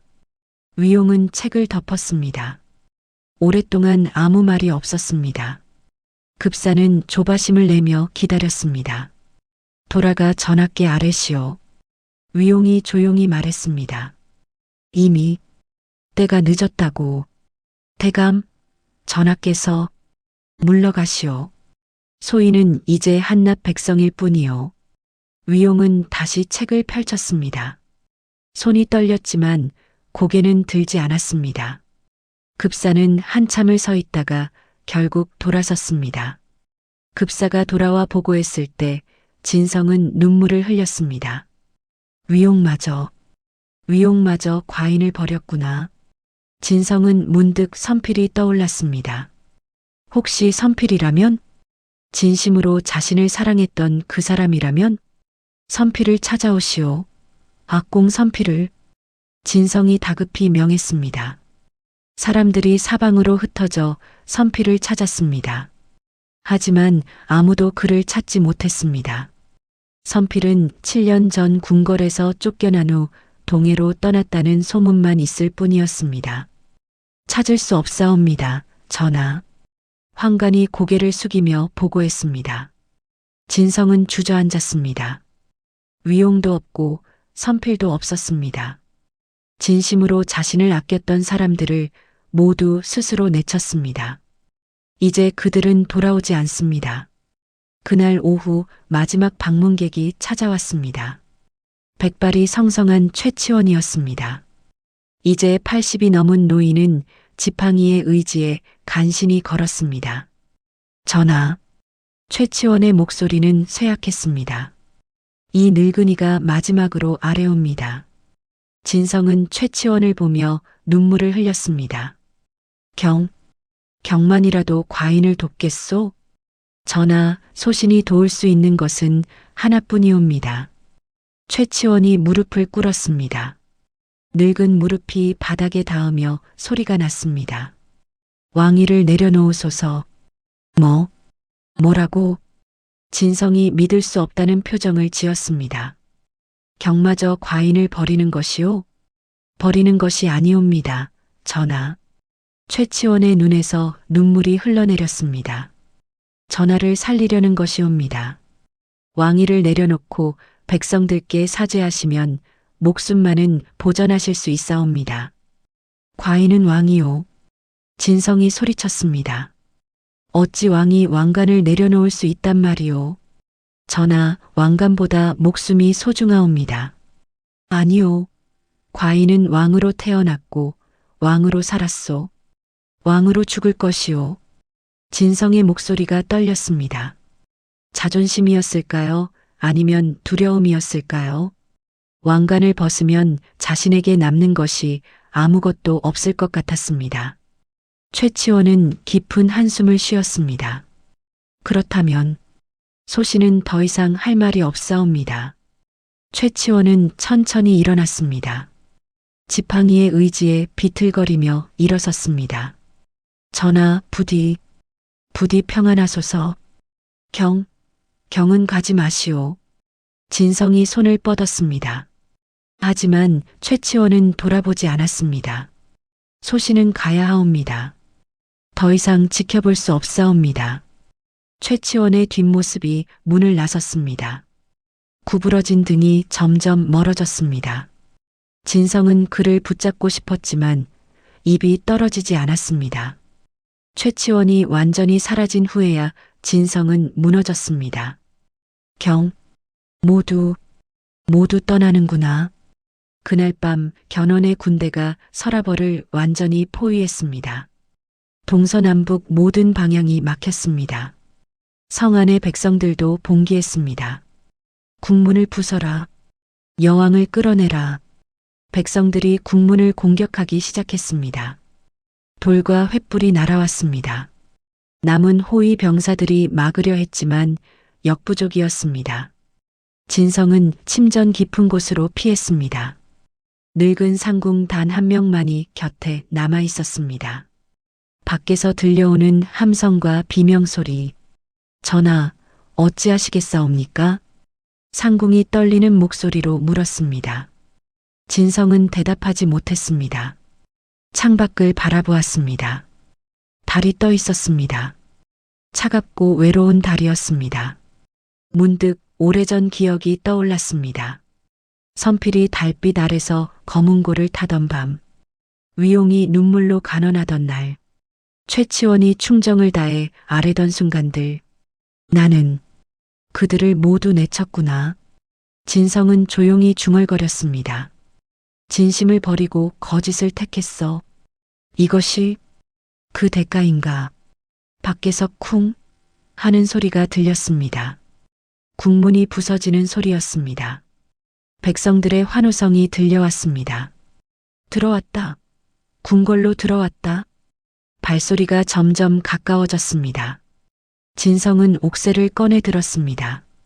차갑고 무거운 옥새. 이것이 자신을 왕으로 만들었고 동시에 파멸시켰습니다. 전하, 도망가셔야 하옵니다. 상궁이 다급히 말했습니다. 뒷문으로 빠져나가시옵소서. 하지만 진성은 고개를 저었습니다. 아니요. 과인은 왕이요. 도망칠 수 없소. 밖에서 발소리가 점점 가까워졌습니다. 복도에서, 뜰에서, 사방에서 반란군들이 침전을 향해 달려오고 있었습니다. 진성은 옥좌에 앉았습니다. 떨리는 손으로 옥새를 쥐었습니다. 눈을 감았습니다. 선필, 위홍, 최치원, 진성은 그들의 이름을 불렀습니다. 미안하오. 과인이 잘못했소.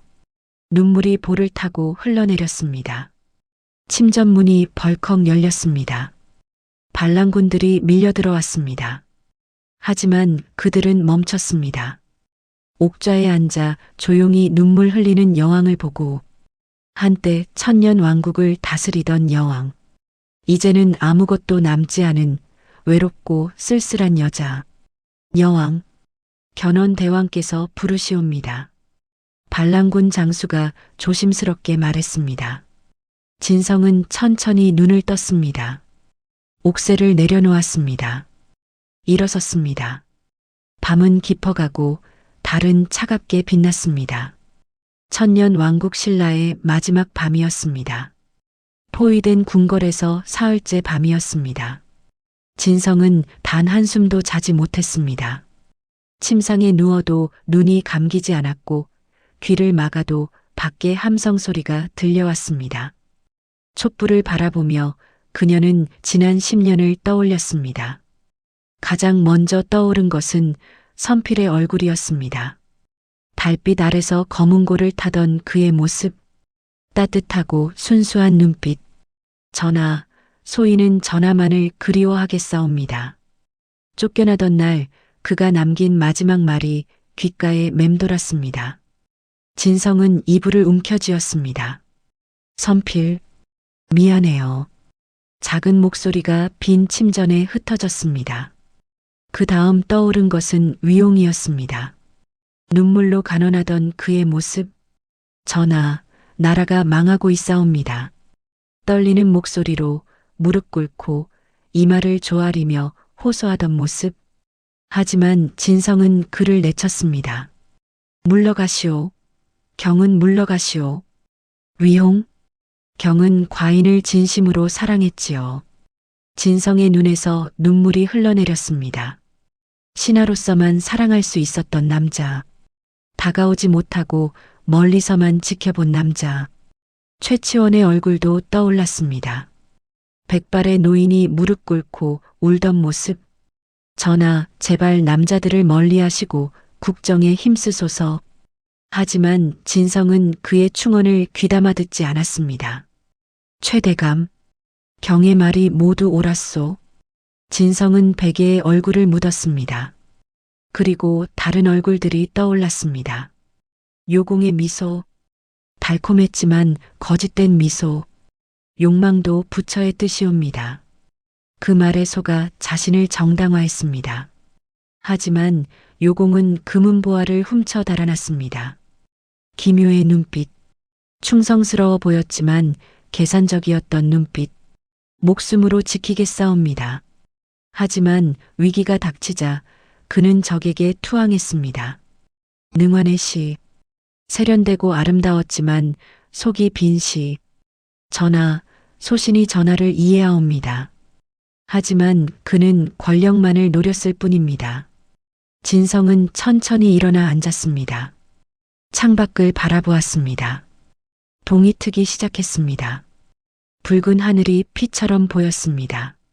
나는 사랑받고 싶었을 뿐이었는데 진성이 중얼거렸습니다. 왜 모두가 나를 이용하려 했을까? 하지만 곧 깨달았습니다. 자신도 그들을 이용했다는 것을, 외로움을 채우기 위해, 여자로서 인정받기 위해. 그들이 자신을 이용한 만큼 자신도 그들을 이용했습니다. 나도 똑같았구나. 진성은 쓴웃음을 지었습니다. 서로가 서로를 이용했어. 사랑이 아니라 거래였던 거야. 해가 떠올랐습니다. 새로운 날이 밝았지만 희망은 없었습니다. 밖에서는 여전히 함성이 들려왔습니다. 견훤의 군대와 봉기한 백성들, 모두가 여왕을 원망하고 있었습니다. 오전이 되자 견훤의 사자가 궁궐로 들어왔습니다. 갑옷을 입은 장수가 진성 앞에 무릎을 꿇었습니다. 예의는 갖췄지만 눈빛엔 오만함이 있었습니다. 전하, 견훤 대왕께서 정가를 보내셨사옵니다. 무슨 정가리요? 진성의 목소리는 지쳐 있었습니다. 잠도 못 자고 울기만 한 목소리였습니다. 전하께서 스스로 퇴위하신다면 대왕께서 전하의 목숨은 보장하시겠다 하셨사옵니다. 퇴위라. 진성은 그 말을 되뇌었습니다.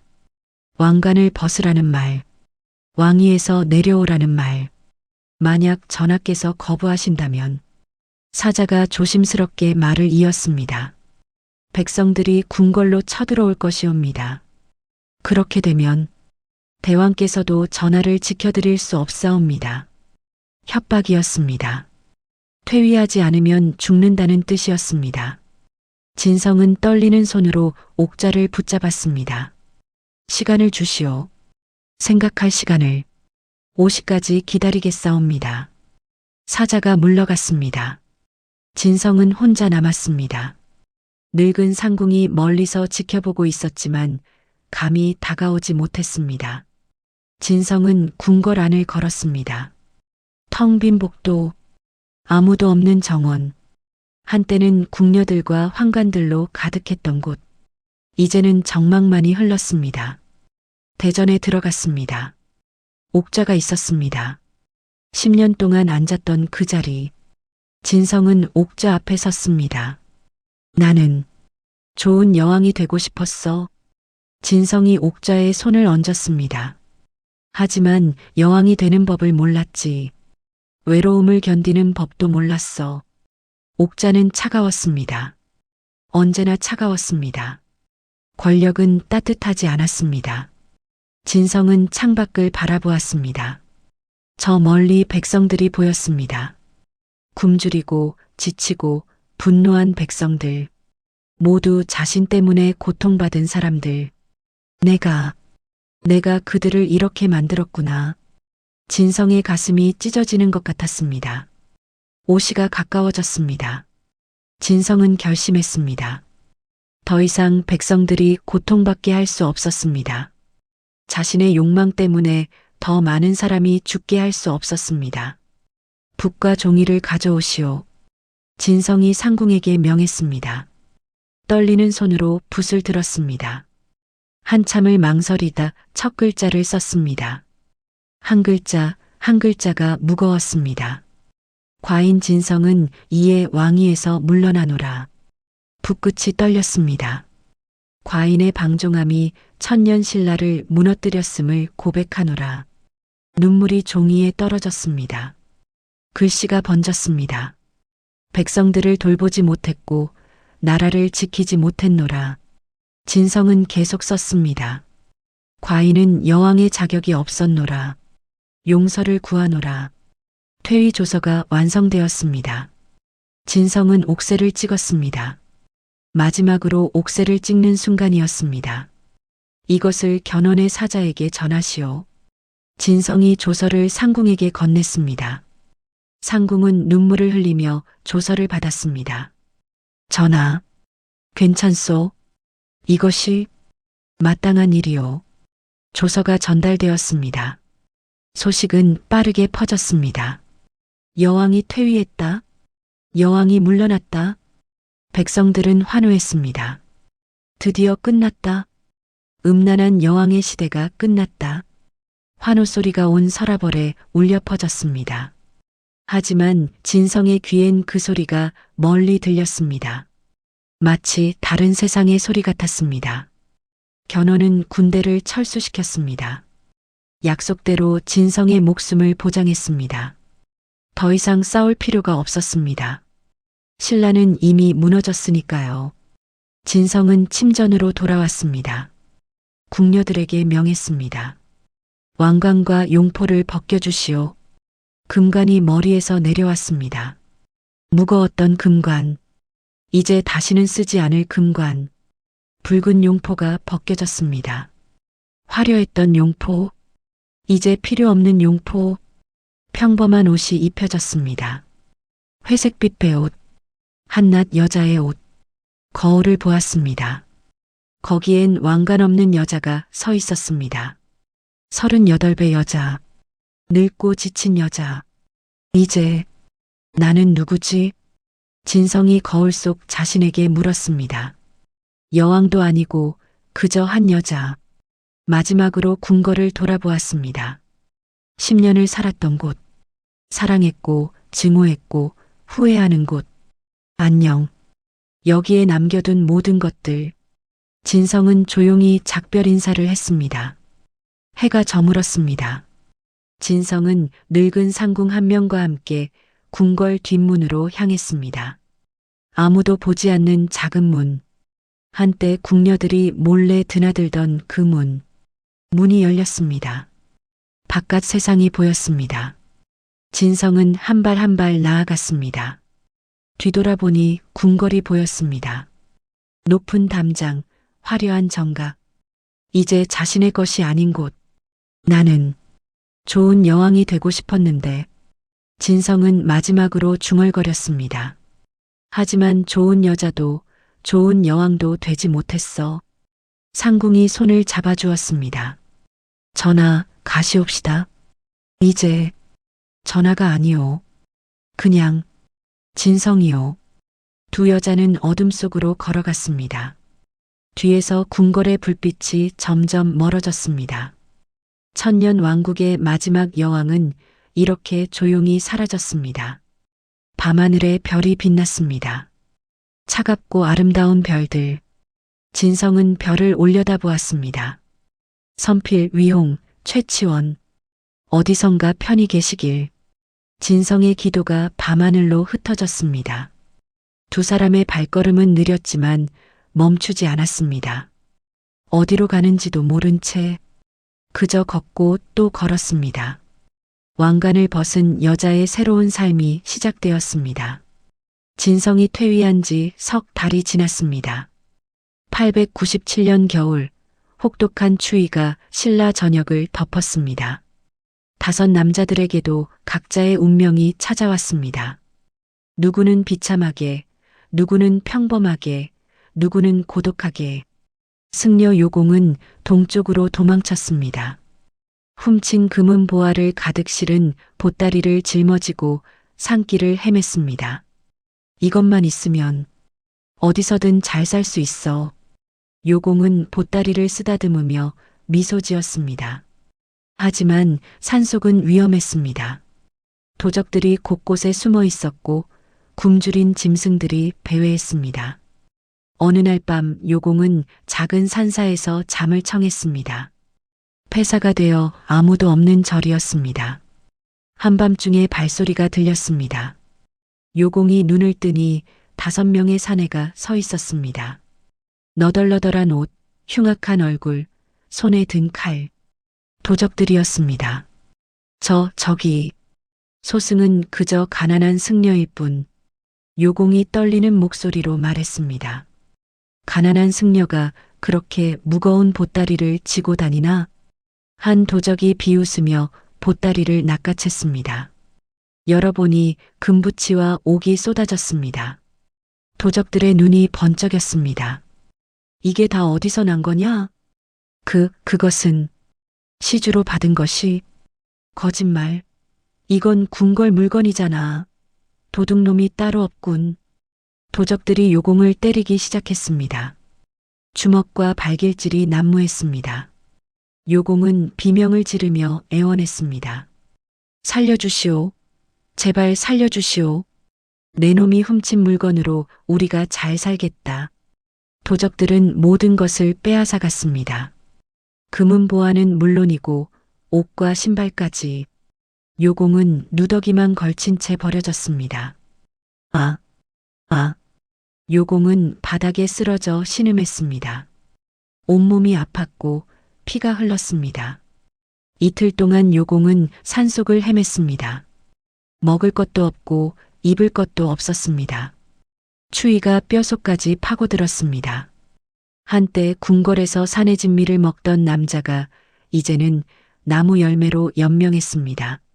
사흘째 되는 날 요공은 더 이상 걸을 수 없었습니다. 나무 아래 쓰러졌습니다. 하늘을 올려다보았습니다. 차가운 겨울 하늘이 보였습니다. 부처님, 용서하소서. 요공의 마지막 말이었습니다. 하지만 대답은 없었습니다. 사흘 후 눈이 내렸고 요공의 시신은 하얀 눈에 덮였습니다. 아무도 그를 찾지 않았습니다. 기묘는 견훤의 군대에 있었습니다. 투항한 지 3달이 지났지만 여전히 의심의 눈초리를 받았습니다. 저자는 신라를 배신한 놈이다. 배신자는 언제든 또 배신한다. 병사들이 수군거렸고 장수들은 기묘를 믿지 않았습니다. 기묘는 굳은 일만 도맡아야 했습니다. 식량 나르기, 화장실 파기, 말똥 치우기. 한때 여왕의 호위 무관이었던 남자가 이제는 하급 병사보다 못한 대우를 받았습니다. 이럴 줄 알았으면. 기묘는 후회했습니다. 차라리 신라에 남아서 싸울 걸. 하지만 이미 늦었습니다. 돌아갈 곳도 없었고 받아줄 사람도 없었습니다. 겨울이 되자 견훤은 신라 북부를 공격하기로 했습니다. 대군이 편성되었고 기묘도 최전방 부대에 배치되었습니다. 가장 위험한 자리였습니다. 배신자는 죽어서 충성을 증명해라. 장수가 냉정하게 말했습니다. 전투가 시작되었습니다. 신라군과 후백제군이 맞붙었습니다. 기묘는 칼을 들고 싸웠지만 마음은 혼란스러웠습니다. 나는 지금 무엇을 위해 싸우는가? 화살이 날아왔습니다. 기묘의 어깨를 관통했습니다. 쓰러지는 순간 기묘는 진성의 얼굴을 떠올렸습니다. 소장이 전하를 목숨으로 지키겠사옵니다. 했던 맹세가 떠올랐습니다. 하지만 그는 도망쳤고 배신했습니다. 2번째 화살이 가슴을 꿰뚫었습니다. 기묘는 바닥에 쓰러졌습니다. 피가 눈 속에 번져갔습니다. 옵니다. 전하. 기묘의 마지막 말이었습니다. 31살의 짧은 생이었습니다. 아무도 그의 시신을 수습하지 않았습니다. 능왕과 능창은 견훤의 조정에서 잘 지내고 있었습니다. 아버지는 재상이 되었고 아들은 측근이 되었습니다. 역시 우리 선택이 옳았다. 능창이 만족스럽게 웃었습니다. 하지만 견훤은 그들을 주시하고 있었습니다. 능한 부자가 신라 조정에서 했던 것처럼 탐욕을 부리는 것을 보았습니다. 뇌물을 받고 재산을 불리고 권력을 탐했습니다. 저들은 위험하다. 견훤이 측근에게 말했습니다. 신라를 배신한 자들이니 나도 배신할 수 있다. 어느 날 밤 견훤은 능환 부자를 불렀습니다. 과인이 그대들에게 중요한 임무를 맡기려 하오. 능창과 능환은 기뻐하며 무릎을 꿇었습니다. 명을 내리시옵소서, 대왕. 그대들은 너무 많은 것을 안다. 견훤의 눈빛이 차가워졌습니다. 뒤에서 병사들이 나타났습니다. 칼을 든 병사들. 네, 대왕. 이게 무슨... 신라를 배신한 자는 나도 배신할 것이다. 그런 자들을 곁에 둘 수 없다. 병사들이 능환 부자를 붙잡았습니다. 능창이 울부짖었습니다. 대왕, 소신이 대왕을 위해 얼마나 충성했사옵니까? 충성? 그대는 자신의 배만 불렸을 뿐이다. 견훤이 손을 휘저었습니다. 능환과 능창은 그날 밤 처형되었습니다. 교활했던 부자의 마지막은 비참했습니다. 아무도 그들을 동정하지 않았습니다. 멀리 동해안의 작은 마을.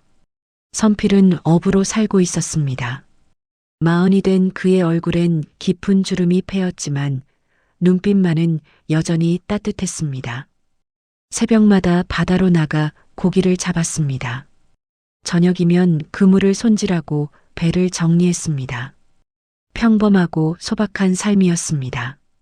하지만 매일 밤 선필은 바닷가에 나가 거문고를 탔습니다. 달을 보며 파도 소리를 들으며 슬픈 선율을 연주했습니다. 마을 사람들은 그의 연주를 들으며 위로받았습니다. 저 사람 과거에 무슨 사연이 있는 것 같아. 궁궐 악공이었다던데. 쉿, 묻지 마. 아픈 과거가 있는 게 분명해. 선필은 아무 말도 하지 않았습니다. 다만 거문고를 타며 진성을 그리워했습니다. 전하, 어디 계시든 편히 계시길. 고향 마을에서 위용은 은둔하고 있었습니다. 작은 초가집에서 책을 읽고 제자들을 가르치며 살았습니다. 조용하고 평화로운 나날이었습니다. 하지만 마음은 편치 않았습니다. 신라의 소식이 들려올 때마다 가슴이 아팠습니다. 진성이 퇴위했다는 소식을 들었을 때는 하루 종일 눈물을 흘렸습니다. 전하, 제가 전하를 지키지 못했습니다. 위용은 혼자 중얼거렸습니다. 어느 날 급보가 날아왔습니다. 935년 신라의 마지막 왕 경순왕이 왕건에게 항복했다는 소식이었습니다. 천년 왕국 신라가 완전히 멸망했다는 것이었습니다. 위용은 그 소식을 듣고 통곡했습니다. 으악, 으악. 마당에 무릎을 꿇고 하늘을 향해 울부짖었습니다. 신라여, 천년 신라여. 위용의 울음은 밤새도록 이어졌습니다. 가야산 깊은 곳. 최치원은 작은 암자에서 신라의 역사를 기록하고 있었습니다. 80이 넘은 노인의 손은 떨렸지만 붓은 멈추지 않았습니다. 진성여왕에 대한 부분을 쓰고 있었습니다. 진성여왕은 악한 군주가 아니었다. 최치원이 썼습니다. 다만 약한 군주였을 뿐이다. 외로움을 견디지 못했고 사랑에 굶주렸으며 여자로서의 행복을 갈망했다. 붓을 잠시 멈추고 창밖을 바라보았습니다. 겨울산이 고요했습니다. 하지만 군주는 개인의 욕망보다 백성을 먼저 생각해야 했다. 최치원은 다시 썼습니다. 그것이 왕관의 무게이며 권력의 대가이다. 한참을 더 쓰다가 마지막 문장을 적었습니다. 진성여왕, 그녀는 사랑받고 싶었던 한 여자였을 뿐이다. 한적한 산사. 진성은 그곳에서 여생을 보내고 있었습니다. 왕관도 용포도 없는 평범한 여자로 스님들이 자비를 베풀어 묵을 곳을 마련해 주었습니다. 매일 예불을 드리고 마당을 쓸고 채소를 가꾸었습니다. 말없이 조용히 속죄하듯 살았습니다. 어느 봄날이었습니다. 절 입구에서 낯익은 목소리가 들렸습니다. 혹시 진성 보살님 계시옵니까? 진성이 문을 열었습니다. 거기 선필이 서 있었습니다. 10년 만에 재회였습니다. 선필. 진성의 목소리가 떨렸습니다. 소인. 아니, 이 사람이 뵙고 싶어 찾아왔습니다. 선필은 늙었습니다. 머리에 흰머리가 섞였고 얼굴엔 주름이 생겼습니다. 하지만 눈빛만은 변하지 않았습니다. 여전히 따뜻하고 순수했습니다. 어떻게 나를 찾았소? 소문을 듣고 여기저기 찾아다녔습니다. 두 사람은 작은 방에 마주 앉았습니다. 차가 우러지는 동안 침묵이 흘렀습니다. 전하. 선필이 조심스럽게 입을 열었습니다. 소인은 여전히 전하를 그리워합니다. 이제 전하가 아니오. 진성이 쓴웃음을 지었습니다. 그냥 한 여자일 뿐이요. 아무것도 아닌 여자. 소인에게는 그 누구보다 소중한 분이십니다. 선필의 눈에서 눈물이 흘렀습니다. 진성도 눈물을 흘렸습니다. 선필 미안했소. 당신을 쫓아낸 것 평생 후회하며 살았소. 괜찮습니다. 이렇게 다시 뵐 수 있으니. 선필이 검은고를 꺼냈습니다. 한 곡 들려드리겠습니다. 선필의 손가락이 줄을 튕겼습니다. 아름답고 슬픈 선율이 흘러나왔습니다. 진성은 눈을 감고 들었습니다. 20년 전 처음 그를 만났던 그 밤이 떠올랐습니다. 달빛 아래서 검은고 소리를 들으며 처음으로 위로받았던 밤. 연주가 끝났을 때 두 사람은 미소 지었습니다. 슬프지만 평화로운 미소였습니다. 가끔 찾아와도 되겠소? 선필이 물었습니다. 그러해 주시오.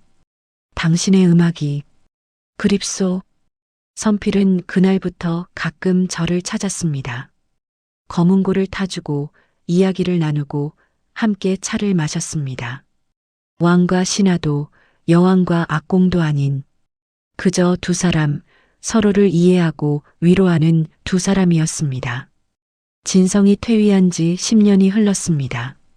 907년 늦가을 동해안 작은 마을의 저녁이었습니다.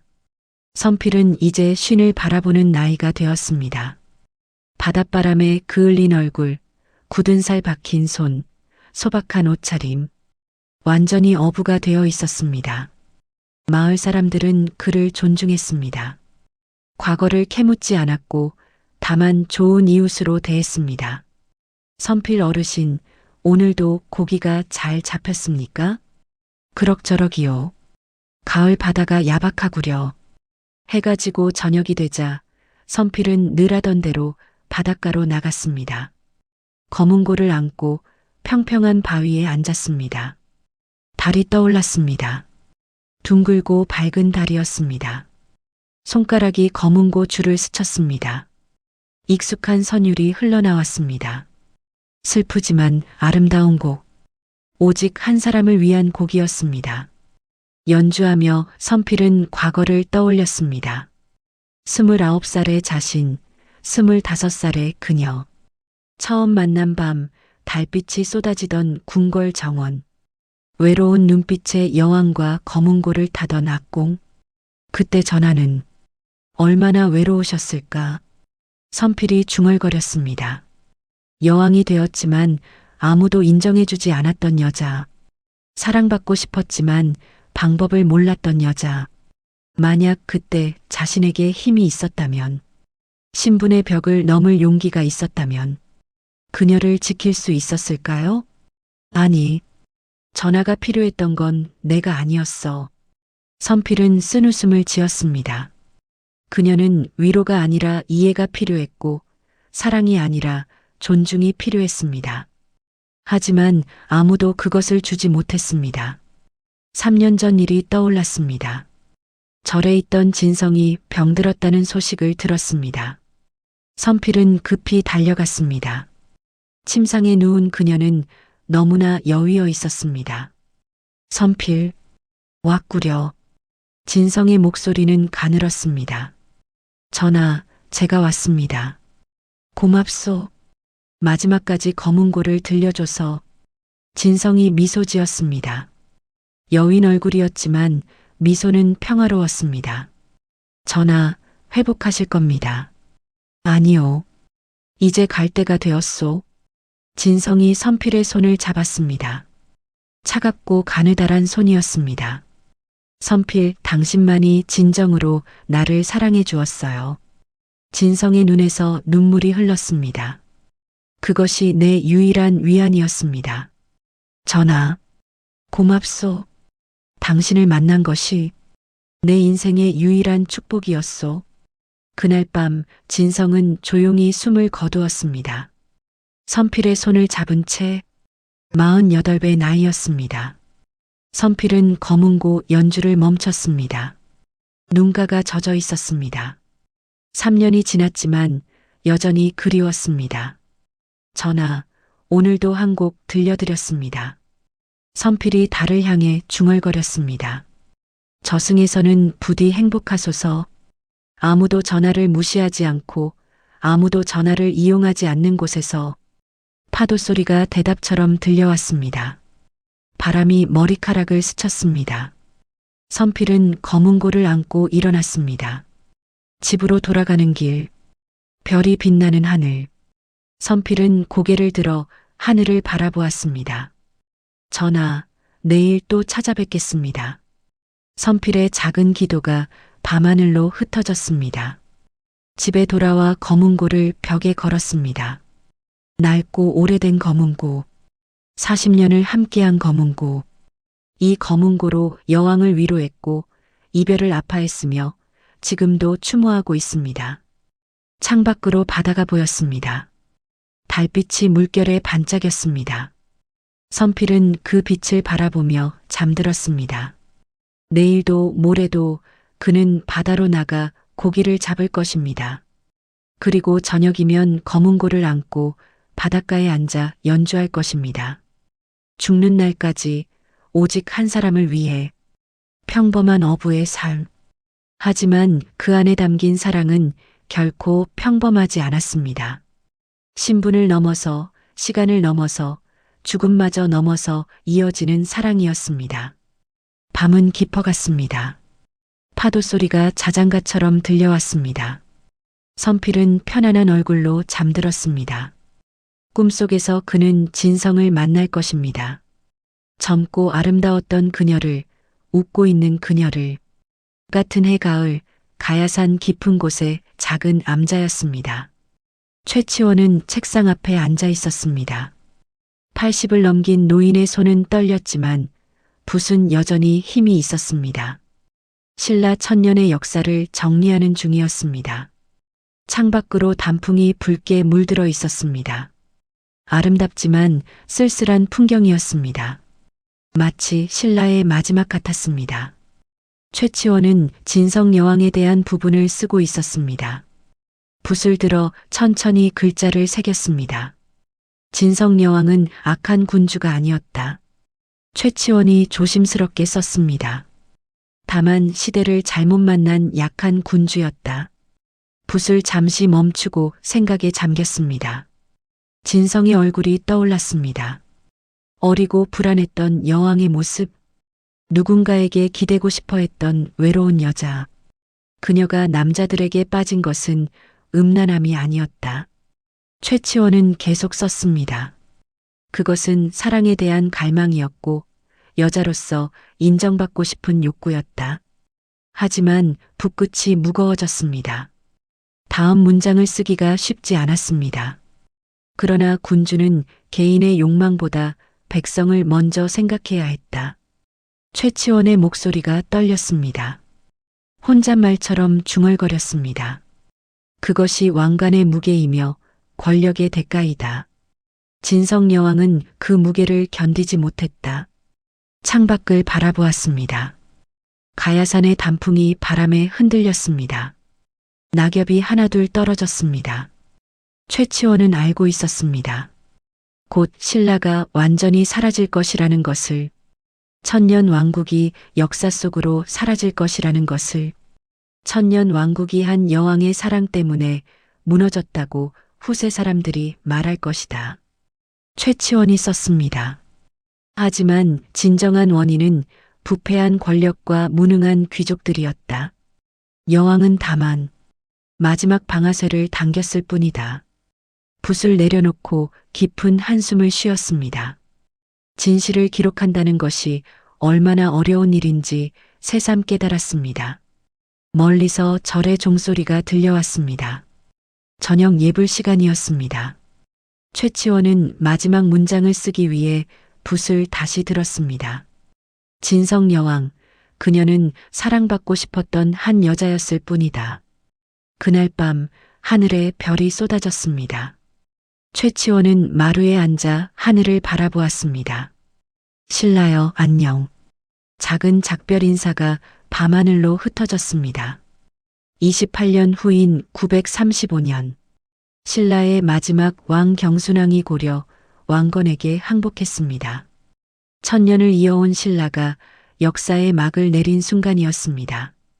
백성들은 울었고 신하들은 탄식했습니다.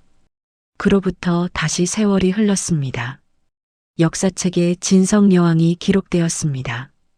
음란한 여왕, 나라를 망친 여왕이라는 글자들, 냉정하고 가혹한 평가들이었습니다. 하지만 동해안 작은 마을에서는 다른 이야기가 전해졌습니다. 늙은 선필이 마을 젊은이를 제자로 삼았습니다. 이 검은고를 그대에게 물려주겠네. 선필이 떨리는 손으로 검은고를 건넸습니다. 그리고 이 곡도 제자가 귀 기울여 들었습니다. 선필의 손가락이 마지막으로 줄을 튕겼습니다. 슬프고 아름다운 선율이 흘러나왔습니다. 이 곡은 한 여왕을 위한 것이네. 선필이 조용히 말했습니다. 그분은 사랑받고 싶었던 분이셨지. 하지만 세상은 그분을 이해하지 못했네. 스승님, 이 곡을 후세에 전해야 하는 이유가 무엇입니까? 제자가 물었습니다. 역사는 승자가 쓰는 법이네. 선필이 쓴웃음을 지었습니다. 하지만 진실은 노래로 전해지는 법이지. 이 곡을 전하게. 그분의 진심을, 그분의 외로움을, 그분의 사랑을. 며칠 후 선필은 조용히 눈을 감았습니다. 68배 생을 마감했습니다. 마지막까지 검은고를 곁에 두고 여왕을 그리워하며 세월이 흘렀습니다. 역사책에는 음란한 여왕 진성이라 기록되었습니다. 학자들은 그녀를 신라 멸망의 주범이라 지목했습니다. 사람들은 그녀를 비난했습니다. 하지만 동해안 마을에서는 아름다운 검은고 곡이 전해졌습니다. 어부들이 바다로 나갈 때 흥얼거리는 노래, 어머니들이 아이를 재울 때 부르는 자장가, 사랑하고 사랑받았던 한 여자의 이야기가 담긴 선율. 역사는 그녀를 음란한 여왕이라 기록했지만 민간의 노래는 그녀를 외로운 여자라 기억했습니다.